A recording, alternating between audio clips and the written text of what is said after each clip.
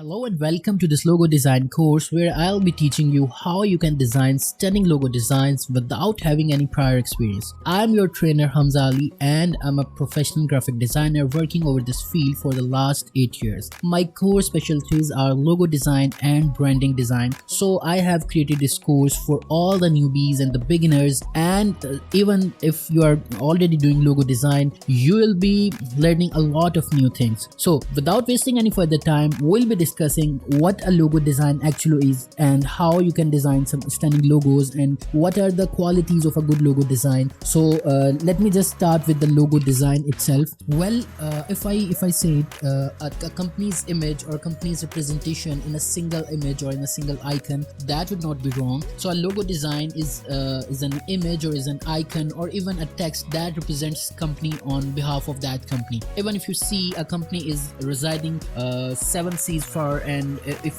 they are advertising their product in some other country, so that logo design will represent them on behalf of the company. So a logo design is very important aspect for any company, for any institute, or for any person who is advertising or branding himself. And as a logo designer, you will be responsible to create a stunning or timeless logo design that represents them in a well manner. So first of all, I'll be talking why logo designs are super important and why people pay much more for a logo design. Well, imagine a logo like a brand's friendly face. When you see it, you instantly know what the brand is and what it stands for. Think about famous logos like the Apple logo and the Nike swoosh symbol. They're simple, yet they say a lot. A good logo is like a fast friend. It helps you recognize and trust the brand in a snap. When we talk about Apple, you instantly know that the brand create iPhones or some gadgets or laptops. And when we talk about the Nike swoosh symbol, you instantly know that it's a clothing brand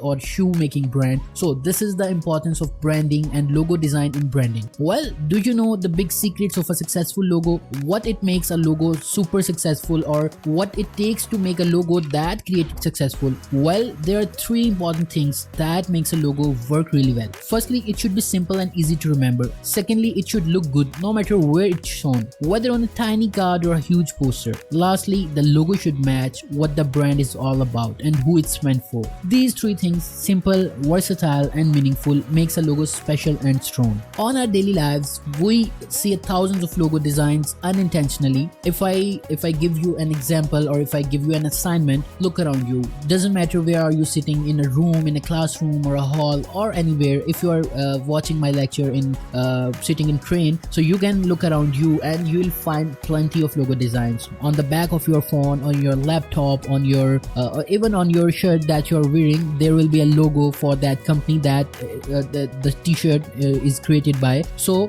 the logo design is very important for any kind of business brand, and as a logo designer you will be managing that thing. So the process of logo design is not something that is rocket science. It's simple. You have to be a little bit creative, and if you are not that creative, AI is definitely here to help us. AI means artificial intelligence, and with the help of artificial intelligence we'll be breaking down the logo design process to simple and easiest way as much as possible. So I'll be helping you with that. So we are going to discuss the different kinds of logo design in today's lecture. So first of all, let me start with the monogram. Well, if I talk about HBO, IBM or NASA, do you know what is HBO? It's home box office. HBO, a simple written text format logo, tells a lot. You instantly know it's a TV channel that produces films and you watch your favorite TV shows on HBO. Same goes for IBM, International Business Machines.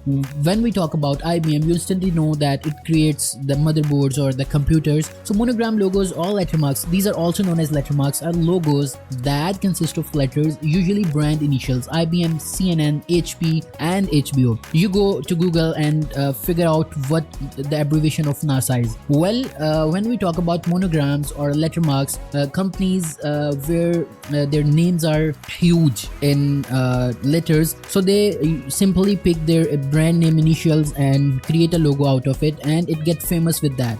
We are talking about the HBO and IBM are the living examples of that. NASA and CNN, even HP. So these are the examples of the monogram. And when you pick a monogram, when your brand name is huge in terms of letters and you want to reduce it, even if I talk about home box office home box office will not look good on the corner of your TV screen when you are watching your favorite TV screen. So this is why it's HBO. Moving forward with the word marks, wordmark or logotype is a font based logo that focuses on a brand or business name alone. Well, these are the simplest types of logos that are usually consist of text and with a little bit of creativity added into the text. So these are word marks when a company decide to go with a simple plain text without any icon. So these are known as word marks. These are timeless, and when a brand picks them, when a brand is successful enough, if you see the Google's logo, you see it's a text based logo. When you see Coca-Cola logo, it's a text based logo. When you see Amazon logo, it's text based logo. So well-known companies, well-known brands, the famous brands tend to go for word marks. These are simple, easy to remember, and people know them for a reason, for their for what they are famous for. So word marks, when you're going to use word marks when a brand is already well known in that country or in that region, so you can simply go for word marks. Now moving forward with pictorial marks. A pictorial mark, even known as brand mark or logo symbol, is an icon or graphic based logo design. Well, when you see an icon, a simple icon, an alone icon, that is pictorial mark. If I talk about the former Twitter logo, the bird, and if I talk about the Apple logo, that half-bitten apple, so that is known as pictorial mark. So they don't need the text to represent them. Their pictorial mark, their icon is famous enough to get them recognized. So when a company is worldwide famous, when you know by looking at the icon that it is the company that creates, that makes gadgets, and it is the company that is responsible for something that is or a social media company. So this is where you need pictorial marks. You are famous enough, your company is famous enough, you don't need to put your text. If you remember, the earlier versions of iPhone had text over them with the iPhone logo, and if you see them today, the latest iPhones, they only have that Apple icon at the back of the iPhone. So this is the real life example of pictorial marks. Moving forward to abstract logos, these are the logos. Instead of being recognizable image, it's an abstract geometric form that represents your business. Well, first of all, we have to talk about the abstract, the meaning of abstract. Well, when a thing have different meanings, that is known as abstract, if I say it enough. So when a company is hesitant to use an icon or a imagery that represents them directly, they tend to choose a geometrical shape or a shape that represents their company. So usually when we talk about the abstract logo, it's a geometrical shape. If we talk about the British Petroleum or the Pepsi logo or the Adidas logo, well, if we talk about the Adidas logo, it should be some shoe or a t-shirt representing the Adidas, but it's not. So abstract logo, when a company tends to pick up abstract logo, they don't go for exact imagery or icon that represents their business or what they do. They choose a geometrical logo for themselves. So this is an abstract logo. Now here comes a question. If I talk about the logo that is shown on your screen, what type of logo it is? Can you recognize it, and can you tell me in the comment section? Okay, moving forward with the logos, here comes my favorite, one of my favorite, if I say it. The most famous is coming later. So these are the logos that known as mascots. A very well-paying, or let me say in logo design field, mascots are highly paid logo design. A mascot is a simply illustrated character that represents your company. Mascot logos are logos that involve an illustrated character. Well, if you talk about KFC, you see the founder of KFC over their logos. If you talk about Mr. Peanut, that is showing on your screen, a peanut a cartoon peanut that is showing on your screen represents their company. If you talk about Cheetos, that cheetah is representing their company, and there are countless examples of these kind of mascots logo. When a company is interested in having a character that represents their company, having a cartoon character, so that is where mascot logos are come. And if you are good at sketching, you can definitely become a mascot logo designer. It is very well paying logo design, so you can definitely go for this. If you are not good at sketching, you may find it difficult to create mascot logos, so it is suggested for the people who have good sketching skills. And when we use mascot logo, well, when you have to represent a company, an entertainment company, a feminine company, funny or a kids relevant stuff, or something like where you have to show fun element where you are using mascots, or even food items where you can use mascots. Now if we talk about the combination mark, this is one of my favorite type of logo design that I was talking earlier, most favorite type of logo design. Well, a combination mark is a logo comprised of a combined word mark or letter mark and a pictorial mark, abstract mark or mascot. Well, the name shows it. The name shows the meaning of combination mark. When you combine two or more types of logo design together to create a logo design, this is known as combination mark. Usually 99% of the time there is an icon and there is a text that represents that combination mark, that makes a combination mark and represents that company. If we talk about the Lacoste, you see an alligator and the text behind that that alligator, so that makes a logo, that makes a combination mark. When you combine an icon and a text, usually that makes a combination mark, and this is something you use all over the time. If you see at least 90% of the logos are combination mark. There's a text, there's an icon, there's a text, there's a character. So all the logos that you usually see are combination mark, and it is very widely used logo type. Moving forward to the last type of logo design, that is known as emblem. Well, if I say, remember the school that you have graduated from, a logo or a badge comes into your mind. That badge is known as emblem.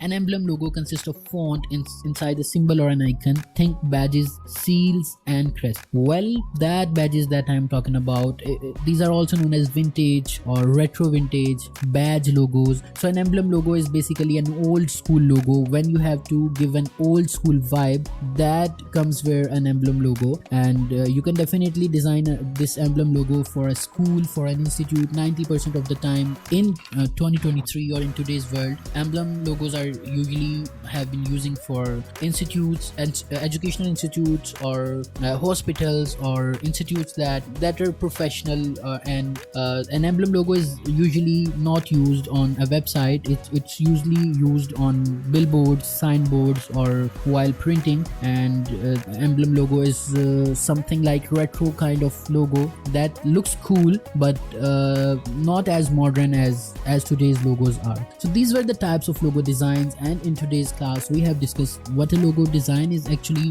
why logos are super important, and what it makes a logo successful, and what are the types of logo design. If you have any question or query, you can ask me in the comment section and I'll be there to help you out. I'll be seeing you in the next lecture. Till then, take care of yourself. Bye. Hi and welcome back to the logo design course, and in this class we are going to talk about the design principles of logo design. Before getting into logo design practically, we need to discuss the design principles. At least you need to know the backstory of a logo design. You need to know why we are choosing this red color and why we are choosing this script font for the logo design. In our last class we have discussed what a logo design is, and why logo designs are super important, and what are the basic types of logo design. And in this class we are going to talk about the design principles, the design secrets for awesome logos, making them shine or making them stand out in front of crowd or in front of your competitors or in front of your customers. So first of all, let me just tell you, we are about to discover how to make logos that really stand out. We'll learn the basic rules that make logo awesome,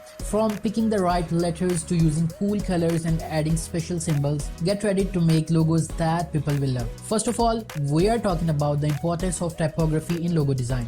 If I say typography is a backbone of a logo, it will not be wrong. Think of a typography as special letters that tell the story. Yes, the letters that tell the story. The typography actually tells a story. The way letters looks can make a logo look fancy, fun or serious. Choosing the right letters is choosing the right words to talk to your friends. It helps your logo say exactly what your brand wants to say. So the typography in any logo design is super important, and a logo cannot be complete without a typography, without a perfect or right typography. You need to know what typography you are going to choose for this logo design, what font you are going to choose for this logo design. You cannot choose a script font for a serious logo design, or you cannot choose a script font for a logo design. Let me just give you an example. You don't choose a script font for a real estate logo, and you don't choose a serious font for a kids brand. So you need to know the difference between them. You need to know what a good typography is. So typography is really important in logo design.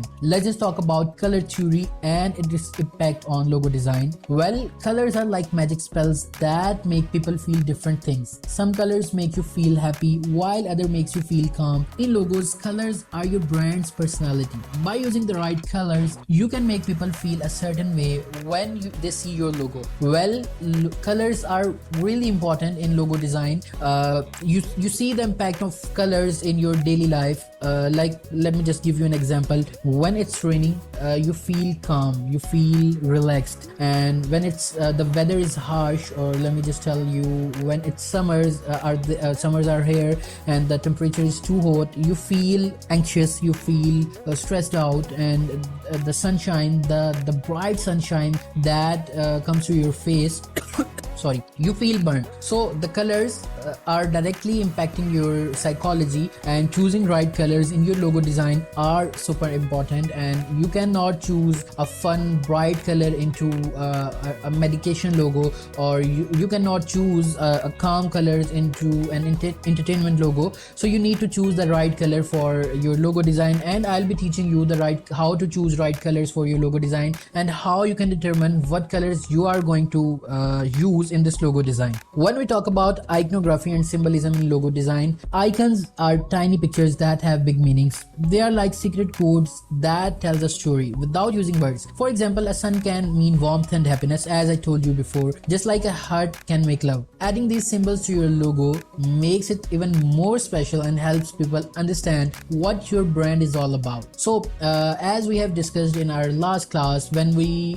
talk about Apple, the first thing that will come to your mind is the Apple company that makes your gadgets, your iPhone, your MacBook, or iPad, or AirPods. Why it is? Because they have branded that Apple icon really well. And when we talk about let me just give you an example. When we talk about Pepsi, that orbit or the circle comes into your mind because they have branded their icon or their logo really well. When we talk about HP, that H and P, tilted H and P comes to your mind, and you instantly get to know that HP, Hewlett Packard, makes laptops or the electronics. So this is the power of choosing a right symbol or choosing a right icon for your logo design. So get ready to learn these cool tricks, and that will make your logos shine like stars. With these secrets, you'll be able to create logos that people will remember and love. As we move forward with the course, we are going to hit the practical logo design session very soon, maybe the next class or the class after it. So get ready for it. Get your notebooks ready,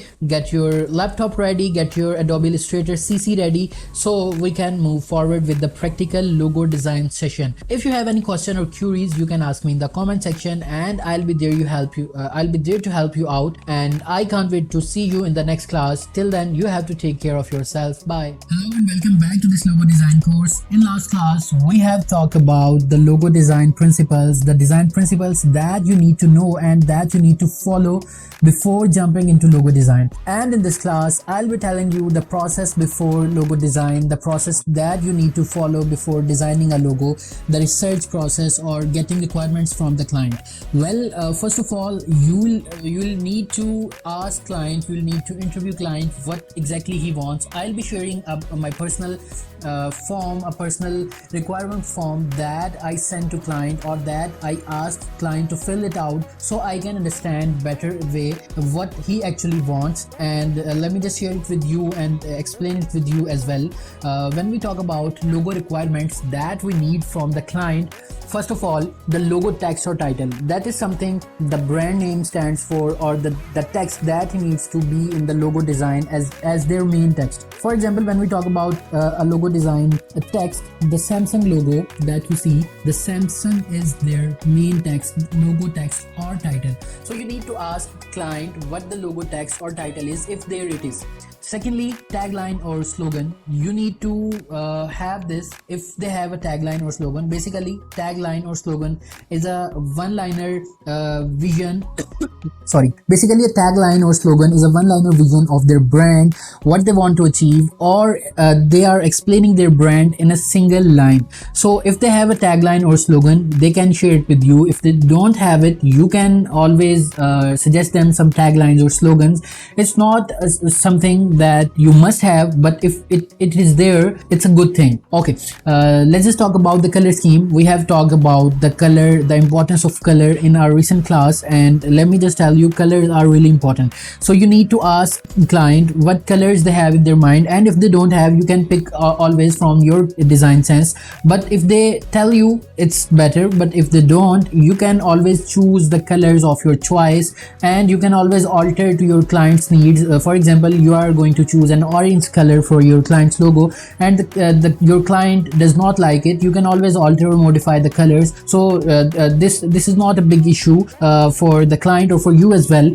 So if they tell you the color scheme, it's better. Okay, let me just the point 4 about business. You need to ask them what their business is, what their company do, what services they provide, what product they sell. You need to understand their business very well. You have to place yourself in their shoes. Let me just tell you, you have to place yourself in their shoes, because you need to know what exactly they do. Because if you don't know, you won't be able to create a logo that represents them a very well manner. So you need to know what they exactly do, and asking them about their business is one thing that can really tell you what they actually do, or what services they provide, or what products they sell. So you gotta ask them what their business is and what products they sell or what services they provide. Okay, the target audience is really important. For example, their targeted audience is teenage, and you choose colors like plain colors or dull colors, the colors that teenage does not like, so it will be a big disaster. Or if you design a logo for your old age citizens, but the design is too complex to make them understand what the actual logo is, so it will not be a perfect match for this. So you need to know what their targeted audience is, so you can create a design according to their targeted audience they are going to target, or they are going to reach them out. So you need to ask the targeted audience to your client. Moving forward, competitors are always there, and competitors are someone who helps you a lot. If you ask them what are your competitors or what companies you are competing with, you need to know their competitors, because you will have a clear idea where they are standing, whether their competitors have a good logo design or whether they have a very bad logo design, and you can create a logo that make them stand really well. Whether their competitors are having something top-notch professional logo, and you have to create a logo that is good for your client. So you need to know your competitors, you need to know your client's competitors actually. Moving forward, you need to ask the client if they have any rough sketches. Most of the clients who are creative enough, they always sketch, and if they have a sketch, half of your work is complete, because they are providing you the sketch and you have to refine the sketch, you have to convert that sketch into digital. So you don't have to worry about brainstorming or thinking about the process of logo or the icon that the logo will have, because the client has already provided the sketch. If they don't have any sketch there, you don't need to worry, you have to sketch them for yourself. So you just need to ask them if they have any rough sketches. If they provide it, it's very good. If they don't, you have to do it for yourself, because it's your job. Okay, now talking about the preferred logo type or symbols. Basically, when you talk about a logo design, the client has already have something in their mind. The client already has a logo design of their company in their mind. So by asking preferred logo type or samples or desired samples that they have in their mind will be very helpful for you to create a logo design that your client will like.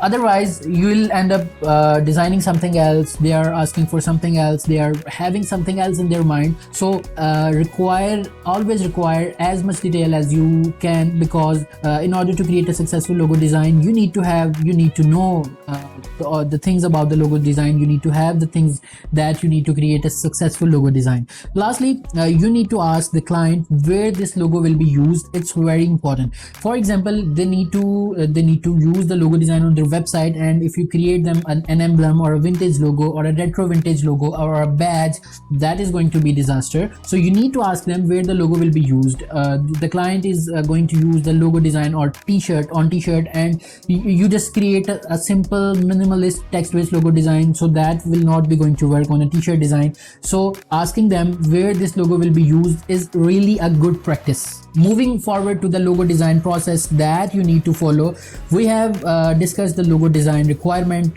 in a very well manner, and we are moving forward to the requirements. We are moving forward to the process that you need to follow. So first of all, you have to understand your client's business. This is the one thing that is very important. If you understand their business really well, you will end up creating a successful logo design. And if you don't understand their business in well manners, you won't be able to create a logo design that represents them well. And talking about the next step, that is client's company's competitor, that will tell you a lot about them, where they are standing, and in what market they are going to compete. So you need to ask the client competitors, or you need to brainstorm.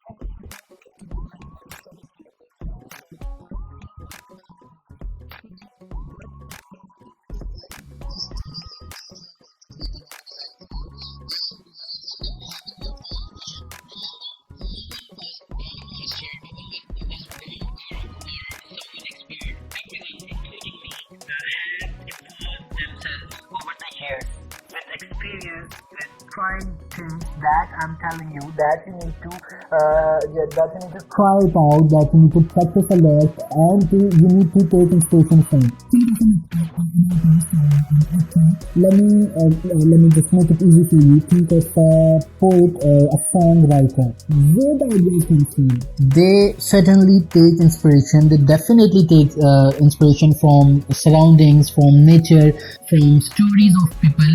That exactly what a logo designer or a designer do. So you have to take inspiration, and internet is the best place to take inspiration from. Internet is at your fingertips. You just need to type tech logo design or real estate logo design, and you will end up seeing thousands of logo design that will make your own vision of logo design. So take inspirations, see logo design, see other designers as inspiration, and you'll end up having your own vision. So grab your copies, grab your notebooks, grab your pencils, because in next class we are going to talk talk about how to sketch a logo, how to brainstorm a logo, how to, let me just tell you how to make your mind for a logo design. So in this class, we have discussed the logo design process and the research and the requirements that you need to get from your client. I hope so. This class adds up into your knowledge, and if you have any question or queries, you can always ask me in the comment section, or you can reach me through the inbox.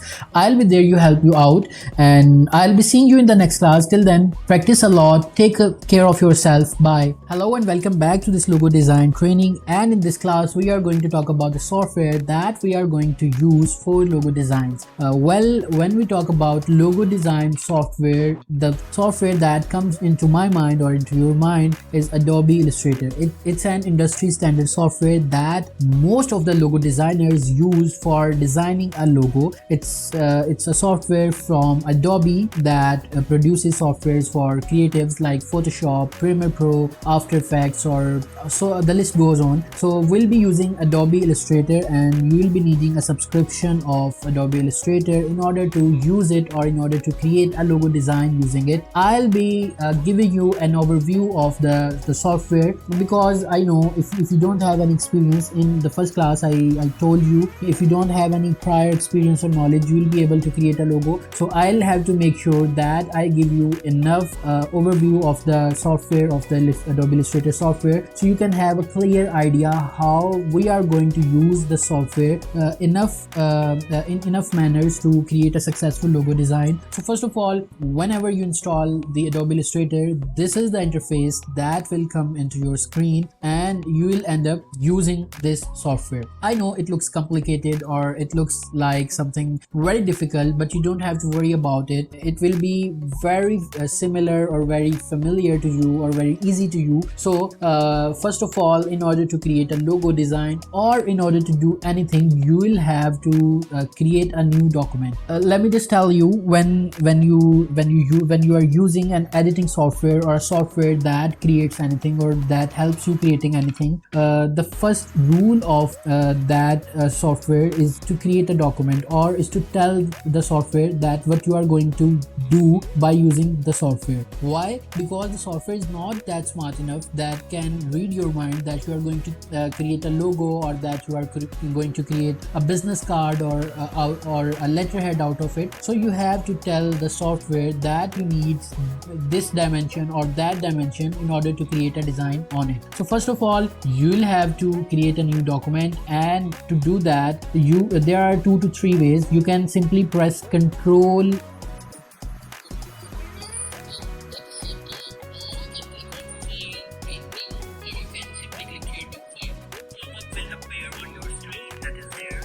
document, and it's asking you to enter the dimensions or the size of the document that you are going to create. Here you will be able to define it to see that what you are going to create. So here are some pre-made templates of the documents.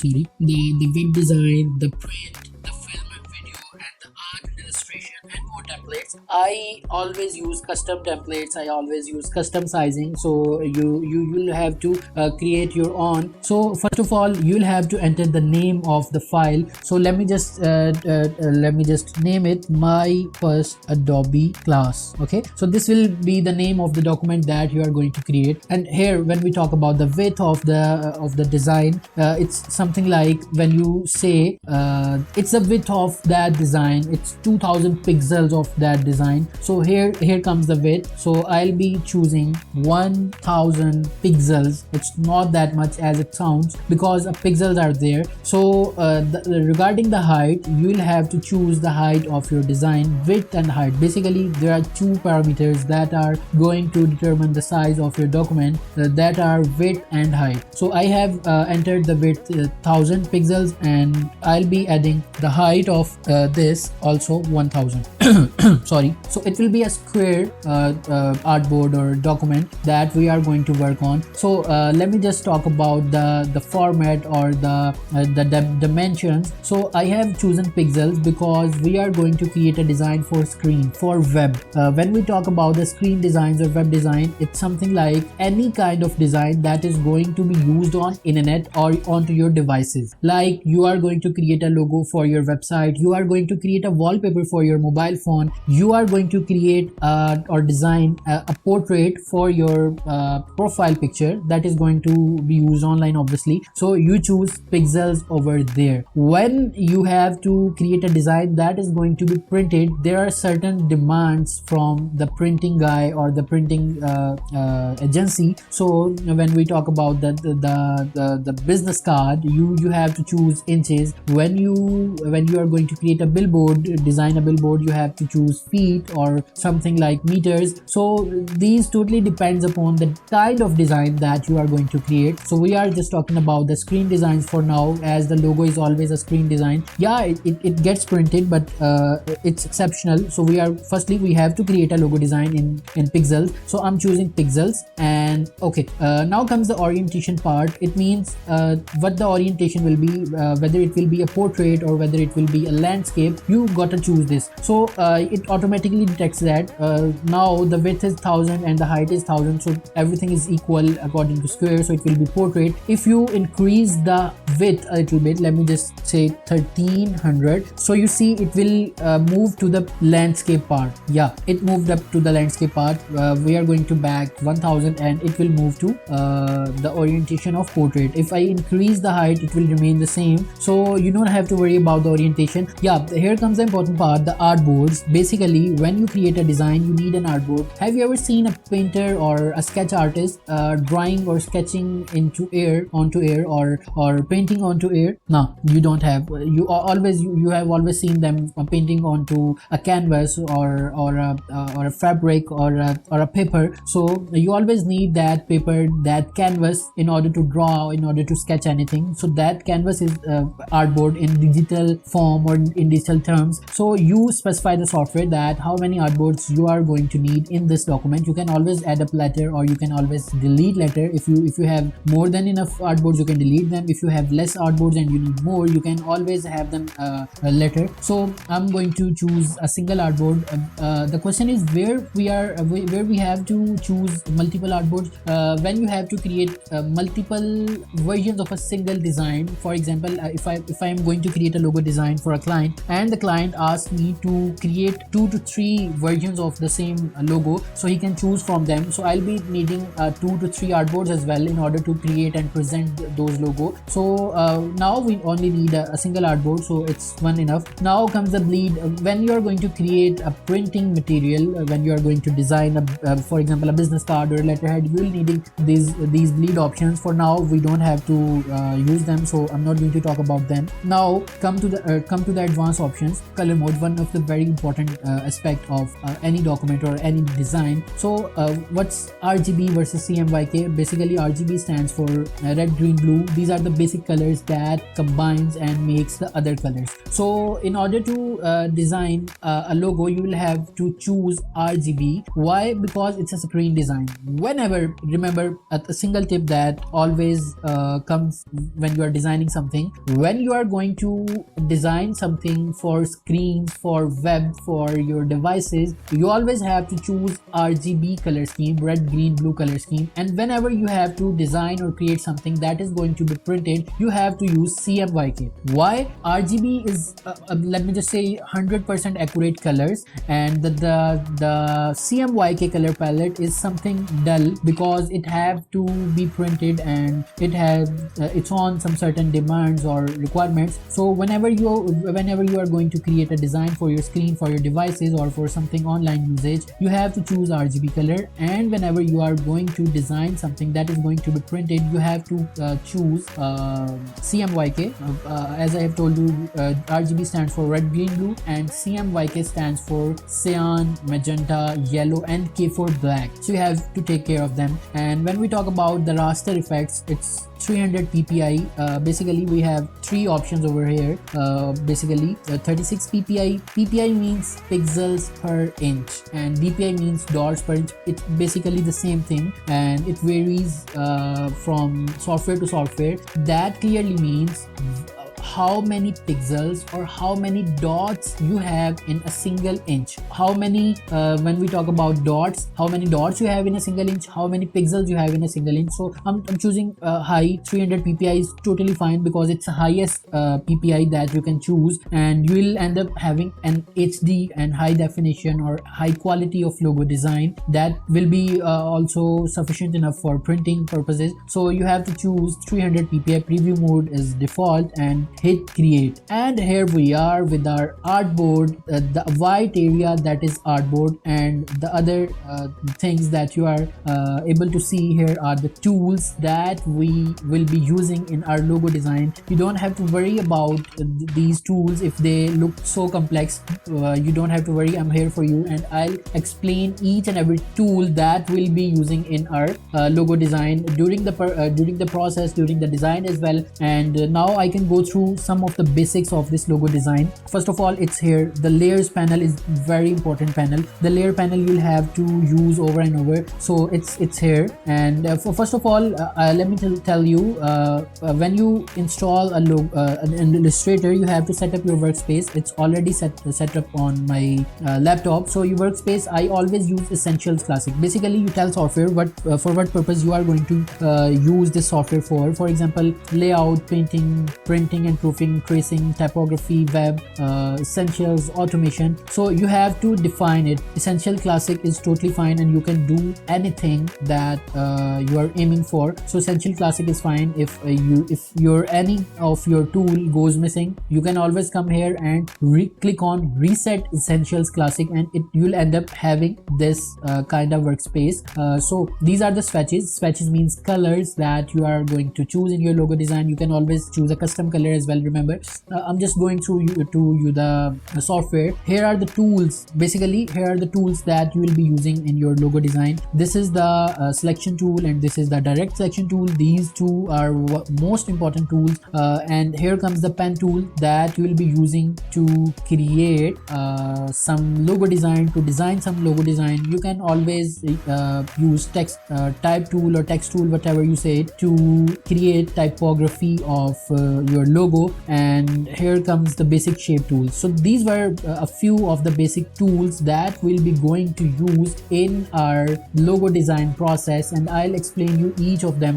You don't have to worry if you are still not sure how you are going to use this Adobe Illustrator. I'll be telling you each and everything when we design a logo in our next class. So these are the effects panel that you can use for your logo design. This is the multiple effects, the various effects that you can choose. So here comes the edit panel and it will show you some of the editing capabilities. And here comes the file panel to save your existing file or to export it or to do anything with your file. So these were a few of the basics of Adobe Illustrator, and I really hope that it adds up to your knowledge. And if you have any question or query, you can always reach me out through the inbox or through comment section as well. I'll be there to help you out, and you have to practice a lot.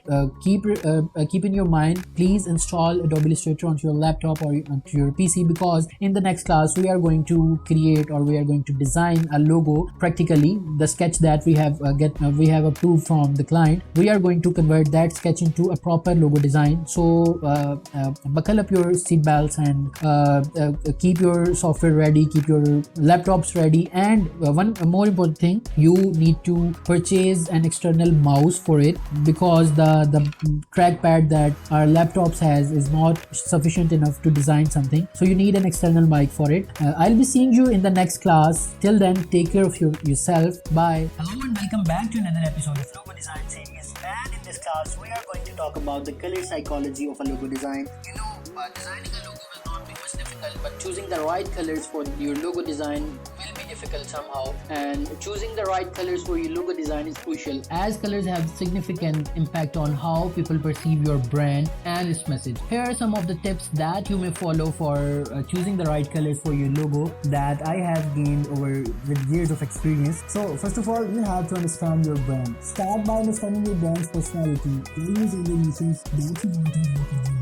Is your brand playful, professional, eco-friendly, or genius, energetic or calm? Think about it. So secondly, you have to define your targeted audience. Consider the preferences and perceptions of your target audience. Different demographics and cultures have varied association with colors, and you really have to consider that. Thirdly, you got to study color psychology. The color psychology helps to understand the emotions and the meanings commonly associated with different colors. For instance, blue can evoke trust and calmness, while red can convey energy and passion. While we talk about the green color, it shows the eco-friendliness and the peace somehow, and something that pleases your eyes. So you want to show nature, you can show it through the green color. So the color psychology is somehow important, and you got to study it a little bit. And fourthly, you got to study, you got to see color wheel. Color wheel is a wheel where colors are presented, all the colors that are there. So you have to familiarize yourself with the color wheel, which helps you to understand color relationship. Complementary colors that are opposite on the wheel and can create contrast, while analogs, colors next to each other, can create harmony. Let me give you an example. If you don't get it, don't worry. Black and white are opposite and are complementary colors. They will create a good contrast. Blue and yellow will create a good contrast. Blue and red can create a good contrast. Similarly, there are colors who can complement each other in a very well manner.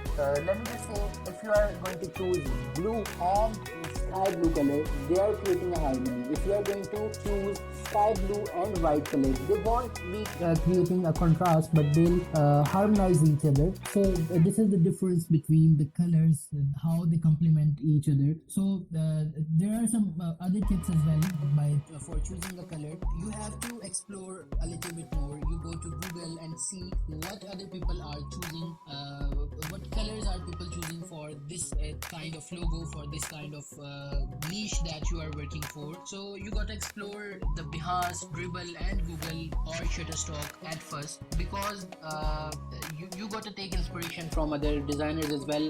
No one born a guru or a master, so you have to follow the process along. You will get your own design sense, you will get your own color sense with experience. It won't be something like there's no rocket science for choosing a color for your logo design, as I have experienced it many times. I'm choosing a color exactly according to the client's brand, but client don't like it, and he said, I don't want to choose this, I want a red color in it, I want a gradient in it. So you have to understand the psychology of your client as well while choosing a color. And remember, there's no hard and fast rule for choosing a right color for your logo. So you got to experiment a little bit, you got to play with the colors a little bit, and with experience you will have a color sense or design sense that will be something like your client cannot reject always. So you have to practice a lot as well. One more thing that helped me really well is competitor analysis. In my career, I always think that, or I always feel that my competitor is my biggest teacher. I learn from them. What are they doing? I learn from their mistakes. I learn from their case studies. So you gotta study the competitor of your client, and it will teach you a lot. You will get to know that what colors you are going to choose, or what emotions that you are going to evoke through your client's logo. If they are going to choose a color, if your competitor is having a color of something like very attractive color, you can choose a color next to that attractive color, and it will help you to stand out for sure. So there's a thing that is known as color consistency. Maintain consistency while designing a color in using color across all brand materials, from the logo to marketing perspective or marketing material. The consistency reinforces your brand's identity, and you don't have to choose different color for different designs. Like you have to maintain that brand feel.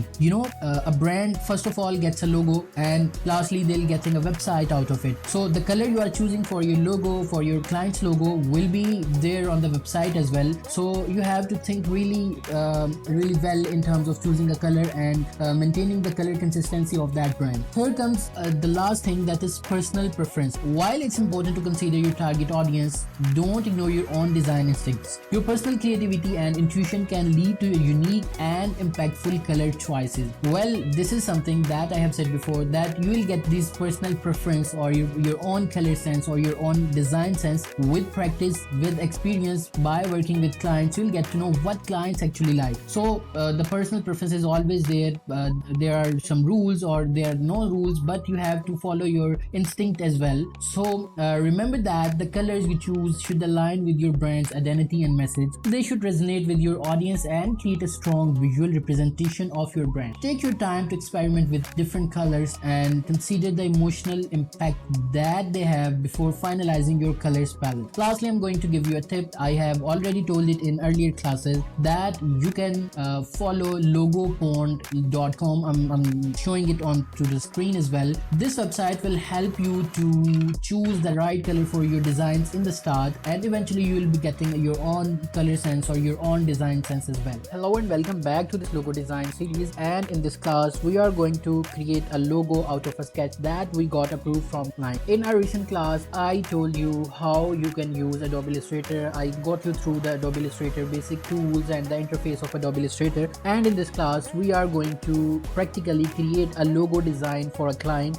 These are the sketches that I have shown you earlier, and one of the sketches from this image is approved by client, and we are going to create a logo out of it. So I'll be discussing the tools that we'll be using in accordance to create a logo out of the sketch. So you have to be super focused in this class, because this class will cover the tools that we'll be using in order to create a logo design. First of all, I'm just increasing the size of the sketch sketch. So in order to increase, if you're not familiar with the Adobe Illustrator Pro, so this is the selection tool. Basically, selection tool helps out to increase the size of an image or a layer or an object, or to decrease the size of this object, or you gotta move this from here to here, or you need to decrease the size. You can simply do it via selection tool by clicking here on the edge and pressing shift key. Remember, if you don't press the shift key, it will get stretched out, so we don't want to stretch out. So here are the layer option that I told you earlier. That is the super important thing in order to create anything. The layer panel is very important. So we are starting with the design. This is the image that will be following, and this is the logo design that will be converting it into a digital form. So first of all, what you have to do is to lock this layer. Why lock this layer? Because we have to create a logo, and this, if we don't lock this layer, this will disturb us. So I'm locking this by clicking here. So when you click here, the empty box on the layer panel, so this layer, this specific layer will get logged, and you just able to see but don't be able to do anything with this.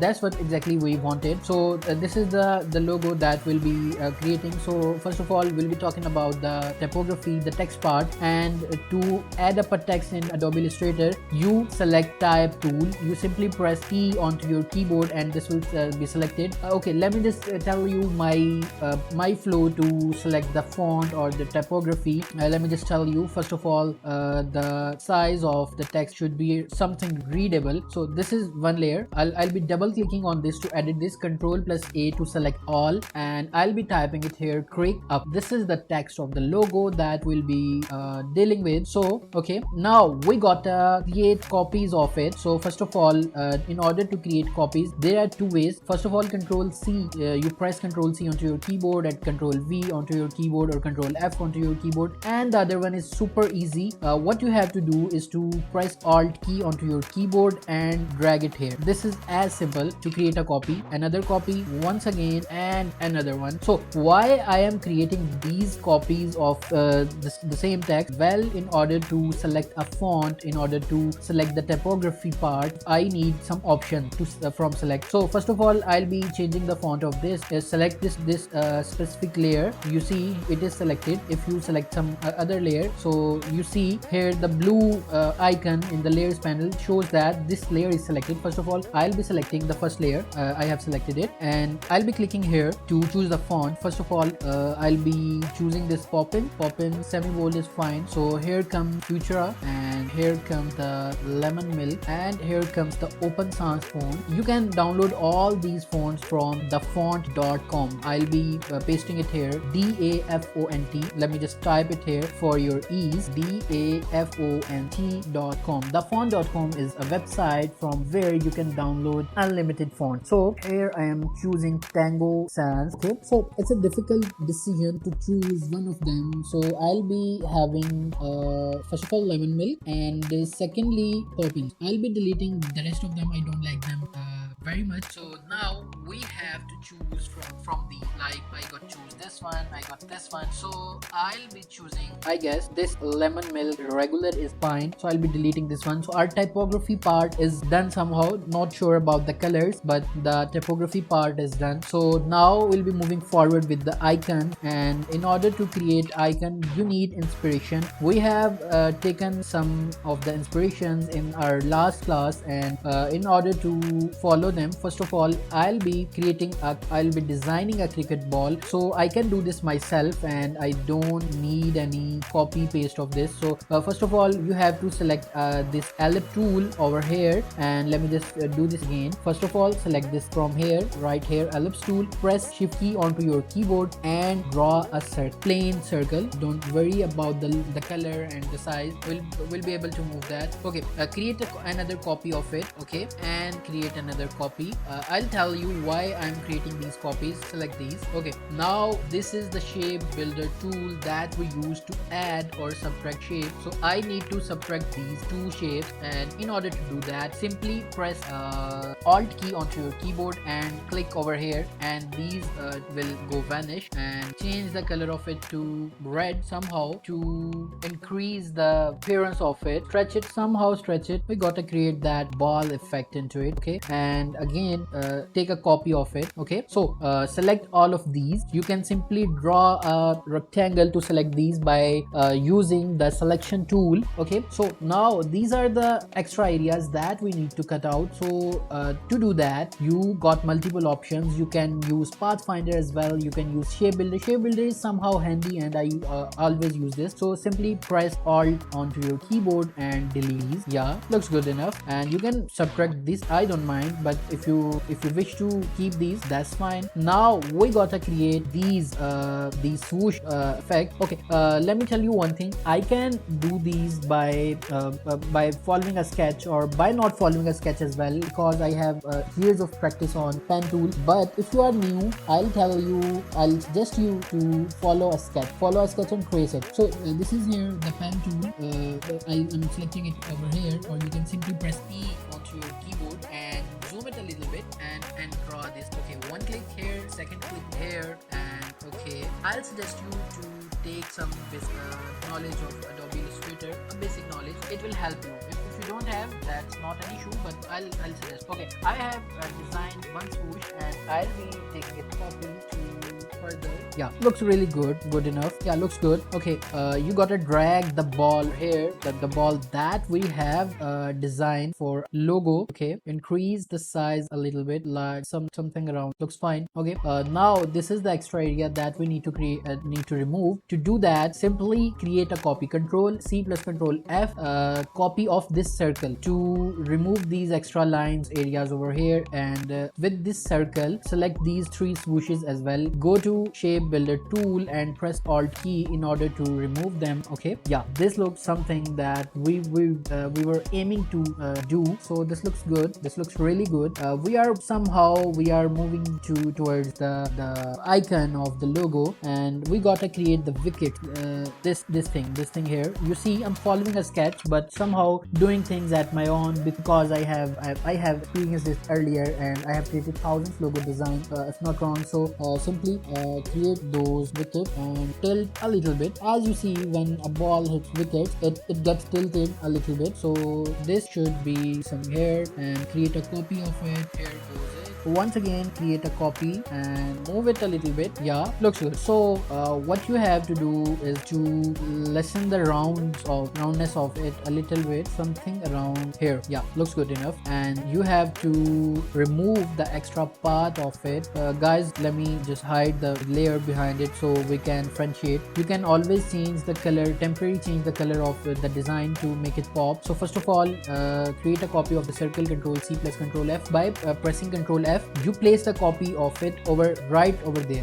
Okay, select two of them and simply delete them. Okay, and looks good to me. Let me just see if we are following the design. Looks good enough. Now we got to move to creases. The creases, I don't know what the exactly term of this thing, but those tiny pieces of wood that we place over wickets. So talking about that, so in order to create them, simple process, merge them together and round it a little bit, something around here. Yeah, looks good. Increase the size of it a little bit. Yeah, looks good. And create a copy. Yeah, it looks fine here. Over here, something around. Yeah, the icon is done. I need to make a group out of it. You see, I have selected all these layers over here, and by pressing Control G, it's here, and simply drag it here to complete our logo design first. Then we'll talk about colors and the presentation of it. So simply select this text. We need to convert it into vector form in order to edit this text.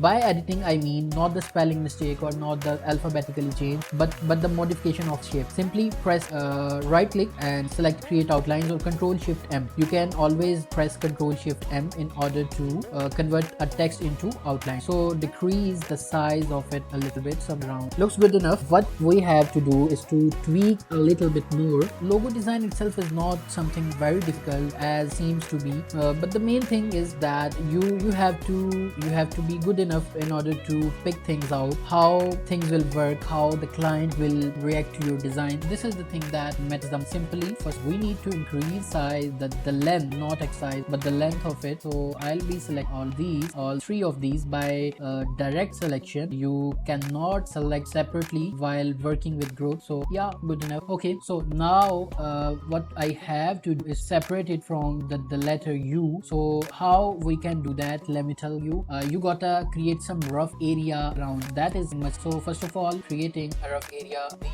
yeah, we gotta create a little bit rough area that drawn. Be choosing the color of something around yellow, and I'll be selecting this. And in order to first of all, I'll be select shape builder tool and pressing alt key. Yeah, no, we are not going to delete these.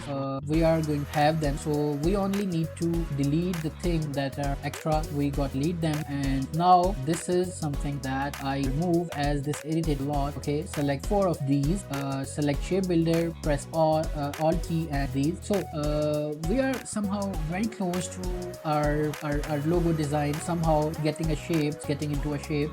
Select them all and shape builder tool to merge them in order to make them separate layer. Okay, now drag me. Yeah, looks good. Okay, now we have to talk about the color scheme or sign. First of all, it's bothering me as I'm a bit of perfectionist, so we got of this. We be a little curvy, a little bit random thing. So this was some bother me a lot. I have tried fix it, not so it's fine. It's a little thick. The thing that I don't like about it, it's a little thick. How we can fix them out by selecting them and pressing them a little. Yeah, delete. Somehow it's acceptable. Somehow I'll change the position, I'll change the rotation of the ball that we are using. So now let's talk about the colors. Okay, if you're a newbie, if you're a beginner, I'll suggest you to choose the colors that are given in the swatch panel. And if you don't want to use the swatch panel, I'll suggest you a website that you can use. The website is logocon.com. You can even use illustrator.com. Select the colors and start. There's thing like icon color sense. In start, beginners tend to miss color sensing, the importance of colors. So you got to choose the colors from an expert designer or from something that's already been done within professional manner. So you got to select the colors from there. I like these two colors, but a little bit dark. I'll be choosing something. This blue may be keep exploring to reach the perfect color of choice. Okay, one of the colors that I really like here. How about going to page 1? Okay, here, copy this image and go to Illustrator, paste it over there. One again, copy, go here again. Why it's not working? Let me take a screenshot. It's not working. You can always take a screenshot, and that something comes from experience. Okay, you gotta select these wickets.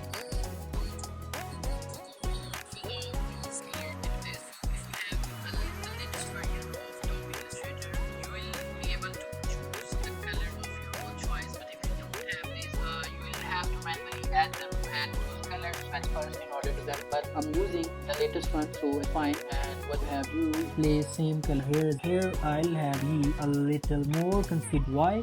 Because it's interacting with the swoosh that I really don't like, so we can always move them. Yeah, looks good. First of all, I really think it should be a little bit more thin. Yeah, so deleting the thing is it wrong. How about creating Control C plus F? Don't have to worry, this is the path across that following. You don't select there, delete them, change color or red, stretch a little bit, take something around here. Yeah, create a copy of it, some by direct selection, bring them back here. Yeah, now you got them. If you are following the white background colors, you can split. Yep, okay, now you have choose the color of it, some maroon, the red. Yeah, some we can always change. The final step is that I'm going to add logo is to creating a reflection shine like here thing, this maybe. Yeah, and now gotta create some line and fill 0. Yeah, go to object pan and create a copy of it, place something here. These are the little things that make your logo really attractive, and your consumer, your customer, or someone who sees your logo will let you know that how much details that you have, how much focus that you have put to the details. So delete nothing. Yeah, quite sure design. How about changing color of the same blue thing? Yeah, looks good. And yeah, the most important thing, tagline. First of all, I'll be changing the color of it, some dull black, yeah, not exactly black but dull, and deleting this. Now adding a tagline here. The tagline is rooftop cricket, paddling, not good paddling. So what you have to do is to when you select a tagline or slogan, what you do is to select some thin font that is very much needed for tagline. Let's place it over here. Yeah, go to font and type something around. Yeah, looks good. You have to align this, looks good. Okay, delete this and place it over here. Press shift and alt key by using the selection tool in order to increase the size of it. So guys, this is the logo that we have designed by following a sketch, the sketch that we got approved from our client, and the sketch was made by us. So in this class we have learned how you can create a logo out of sketch that we got approved from client, how you can do this while using Adobe Illustrator. I hope so you have learned a lot today and you will be practicing it as well. If you have any kind of questions or queries, you can always reach me out through the comments or through inbox. I'll be there to help you out. We'll be seeing in the next class that how you can create some winning presentations of a logo design that you have recently designed for your client, and I can't wait to see you in the next class. Till then, take care of yourself. Bye. Hi everyone and welcome back to another episode of Logo Design series. In last class we have talked about the logo design process, how you can create a logo design by using Adobe Illustrator. I have taught you how you can convert a sketch into a proper logo design by changing its color, by using pen tool and some various tools of Adobe Illustrator. Once we are done with our logo design, the next step is to create a stunning presentation that our clients will like. Well, presentation is something that adds a cherry on top. If you deliver this logo as it is, it may be fine, but if you deliver a proper presentation that will impress your client, that you have really put an effort into his design. So in order to create a presentation, there are various methods that you have to follow or that you can follow. What I follow is to choose a mockup. A logo mockup is there to use, but you can always create a presentation without mockup as well. I'll be teaching you two types of presentations, logo presentations that you can deliver to your clients. So let's just get started with the design process without wasting any further time. We are here. I need another artboard for the presentation purpose. So first of all, I'll be clicking on artboards here and I'll be clicking on this new artboard tool. So I'll be having a new artboard. artboard. I'll create a rectangle over here. You see, create a copy of it by pressing Alt key onto your keyboard and dragging it here. Differentiate the color of them in order to differentiate them as well. So zoom a little bit and okay, that's fine. Select them and drag it over here. Looks good. Okay, stretch it a little bit to the center of this design. Yeah, looks good. Create a copy and yeah, green maybe, but not this. It was not centered enough. You need to, yeah, okay, now that's something perfect. Okay, what I'm going to do is to create a background for it, and for that purpose we need help from Google. So we are going to Google over here, and so we'll be going to Google and we'll be taking its help. So I'll be typing roof cricket to create rooftop cricket. This is the perfect abbreviation of it. So this is something that our client have. I'll be copying this image, copy, and going to Illustrator and pasting it here. Don't worry, this won't cause you a copyright issue because we are blurring it and just taking it for the reference. Go to layers, take it over here and select them, both of them, and press Ctrl+7 in order to clip it. Okay, so I have clipped it. Now with the help of direct selection, you have to select it. Go to effects, blur, and Gaussian blur. Blur it as much if your logo is on the top of it, so it's something around.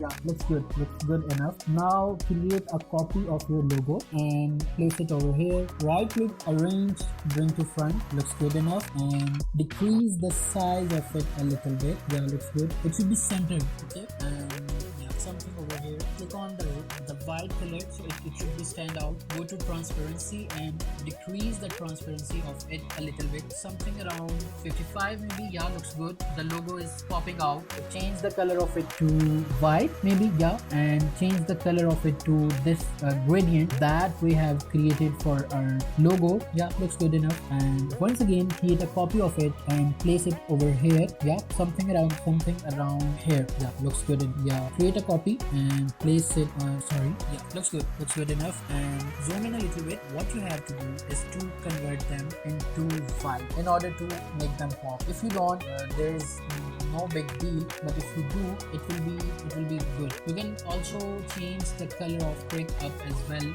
but I guess it will be a little too much of white. But yeah, it looks good. You have to deal with it. So what you got to do, object or in path and offset path, something around 2px is fine. Select them, go to shape builder and minus. Yeah, looks good. So here we go, the first presentation that we have made for this client.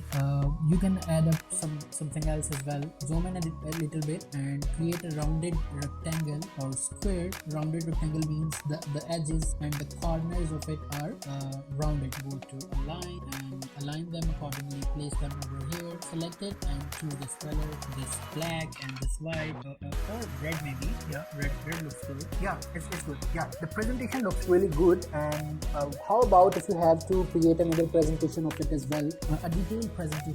So for that purpose, simply make another artboard. Go to artboards and create a new artboard. Go to document setup, edit artboards, zoom out a little bit, document setup, edit artboards, increase the height of it a little bit, something around here is fine. So first of all, create a rectangle over here. Yeah, looks good. And go to gradient, go to radial gradient. That should be there. It should be something around this gray, and this should be this black. The gray is not quite gray. Yeah, looks good enough. Create a copy, right click, transform, arrange, bring to front, and increase the size of it a little bit.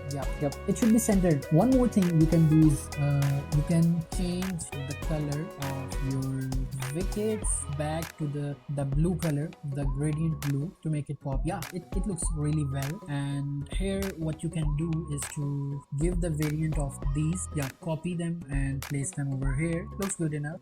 Hold them and move them a little bit. Yeah, looks good. Place another rectangle over here of that black color. Okay, and now come to the text and typeface. So we are creating a brand guideline sort of presentation that will definitely impress your client. And colors, yeah, create a copy of it and type lemon. The font should be lemon milk over here. Yeah, and you can always go for these colors. Right click, arrange, bring to front, and place them over here in front of color. Yeah, the gray color should be white and it looks well. Yeah, so now what we can do is to summarize it a little bit by adding some icons of it. So create another rectangle, a white rectangle maybe. Yeah, looks good. And zoom in a little bit. Maybe we can conclude the document, the document height, the artboard height over here. So it should be around, let me just do it by this method, edit artboards, and here we go. I have to change the color of it to white. Zoom in a little bit. We need to create some icons, so I'm choosing these as in icons. You have to save your time as much as you can, so you can invest that time into other things instead of creating them as a whole. I just copied them, and yeah, so now its color should be white, and we go to effects and stylize, or maybe drop shadow, hit OK, and now create a copy of this layer and of this layer as well. I don't think so we need this layer. So what I'm going to do is to delete the text of it, as we are going to create an icon. So if ever the client thinks to develop a mobile app of this, so this icon can be there to represent his app. Right click, arrange, bring to front. Yeah, it looks really nice on white. The color is really popping out. Create a copy of it and place it over here, and I like it more on white instead of black, but we need to give him variations, so we are just doing that. Okay, looks good enough. Select them and go to shape builder tool, delete them over there. Yeah, I like them. So this is here we have created another presentation of the logo design that we have done for our client. We got approved from him the sketch, and we further created a logo design over there. So this was the presentation that you need to create after designing a logo for your client. Before presenting it to him, you need to create a proper presentation so he may like it, or in other words, seeing is believing. If you present well, the chances will be higher the client will accept your order as it is. I hope so this class adds up to your knowledge, and if you have any question or queries, you can always reach me out through inbox or through comment section. I'll be there to help you out, and I'll be seeing you in the next class where we'll be discussing the psychology of color. That the color is most important thing in every design, and we'll be talking in detail about the colors. So see you in the next class. Till then, take care of yourself. Bye. Hello everyone, and welcome back to another episode of Logo Design Series. And in this class we are going to create a logo that is known as flat minimalist logo. I have presented a requirement from the client here, so we are going to create a logo on this requirement.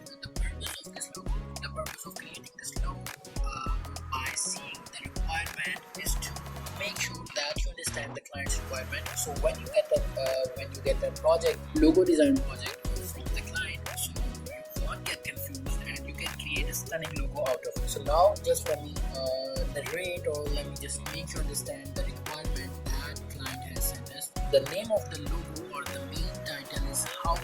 It's basically a combination of R, that our time refers to time, and the combination of hourly, so it just get outly. So it's basically a combination of words R and outly. The word hours refers to time, which is central concept for a platform that is focused on time tracking and workforce management. The word outly may be a play on the word outline, suggesting a clear, concise, and organized way of managing time and resources. Overall, the name outly conveys a sense of precision. While the color, consider using colors that are associated with time management and productivity.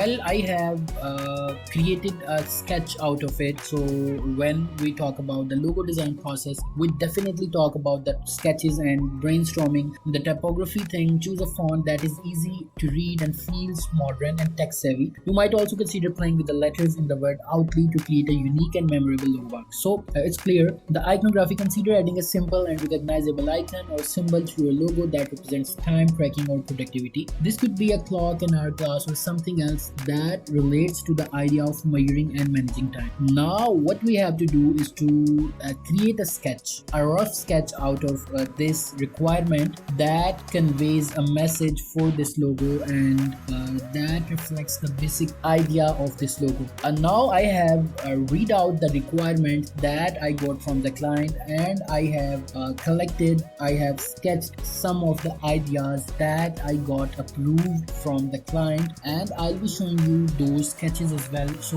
we can make definitely a good logo out of those sketches. Sketching is the basic part of a logo. You can say when you sketch something, you draws your thoughts onto a paper, and furthermore, when a client likes those sketches, so you need to digitalize them, or you need to create or design a logo out of that sketch. That was a thought in your mind, but you conveyed your thought by sketching that into a paper. And further, you are going to use a digital tool like Adobe Illustrator in order to create a logo for this thing.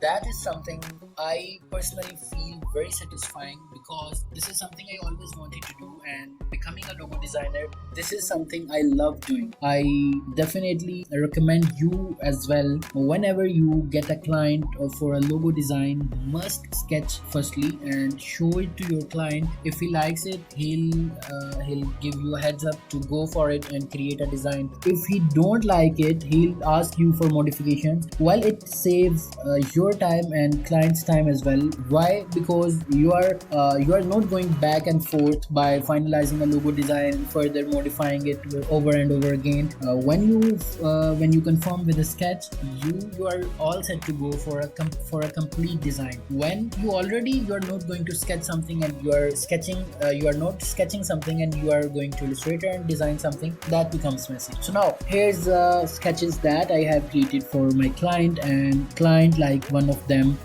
very much. So this was the design that he likes very much, and I pretty much loved it as well. So we are going to digitalize it, create a logo out of it. He rejects all of the other designs, and he really likes it because well, first of all, it conveys the message. The edge, the fingerprint scanner, the scanner conveys the message of edge. It shows edge. You see a fingerprint here as well, and a barcode scanner is here as well. So it's pretty obvious that it combines all the factors that client have discussed. So now what you have to do is to lock the layer, and further we are going to design the logo by locking this layer. Well, why we lock a layer? Because now we are going to design something, and in order to create something, by seeing at that thing, we must make sure that the layer is locked, because this will not disturb us. Yeah, so we are proceeding with the design, and now I'm just going to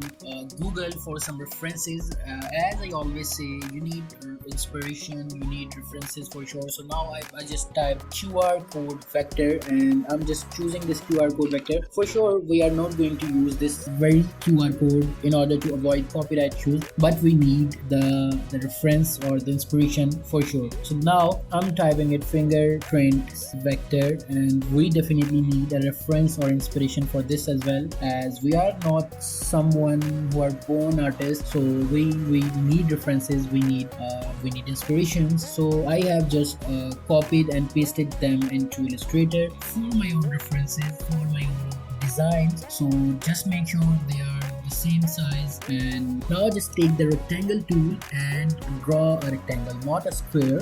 You need to draw a rectangle, turn off the fill and turn on the stroke. You can always increase the stroke weight in order to see what you are working on. So create a copy out of this rectangle and decrease the width of it, not the length or the size, actually the width of it. Now go to align tool and align them this way. So increase the height of this as well in order to overlap this. Now decrease a little bit more. So you see we have to create this edge part, and select them both and go to shape builder tool and minus the mid part of it. But before doing that, you have to expand the stroke. You see, you cannot minus this, or you cannot let me just say delete it without converting it into vector format. So select them, go to object, and now click on expand. It's must do thing. Now these are expanded and you can do whatever you want. And here we go, you have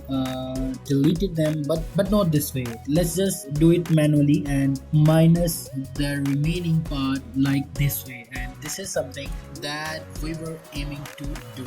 Now the edge part, half of the edge part is ready, and we definitely need to create that bridge part as well. So create a copy of this group, and we just need the same length of this line. So I'm just deleting the one part of this line thing, and deleting the remaining part of unnecessary part of this thing. So just use shape builder in order to create the unnecessary part, so we get the same width of the line, and use shape builder tool in order to minus. Yeah, it's here. Now center align this, and it's here. The edge part that you see on the sketch is ready. Sorry. Now comes the remaining part of the design that you see onto the paper, that fingerprint scanner and the barcode thing. And it's not much difficult as it shows. It's pretty easy. Going to use the simple shape tool in order to create a random QR code. Just turn on the stroke part and design. So it's not difficult, something like pretty easy. You can do with all your mind. You see, I'm using the basic shapes to create a sketch or create a QR already, and you don't need to do the whole QR code thing. I'm just using my own mind in order to create a random QR code.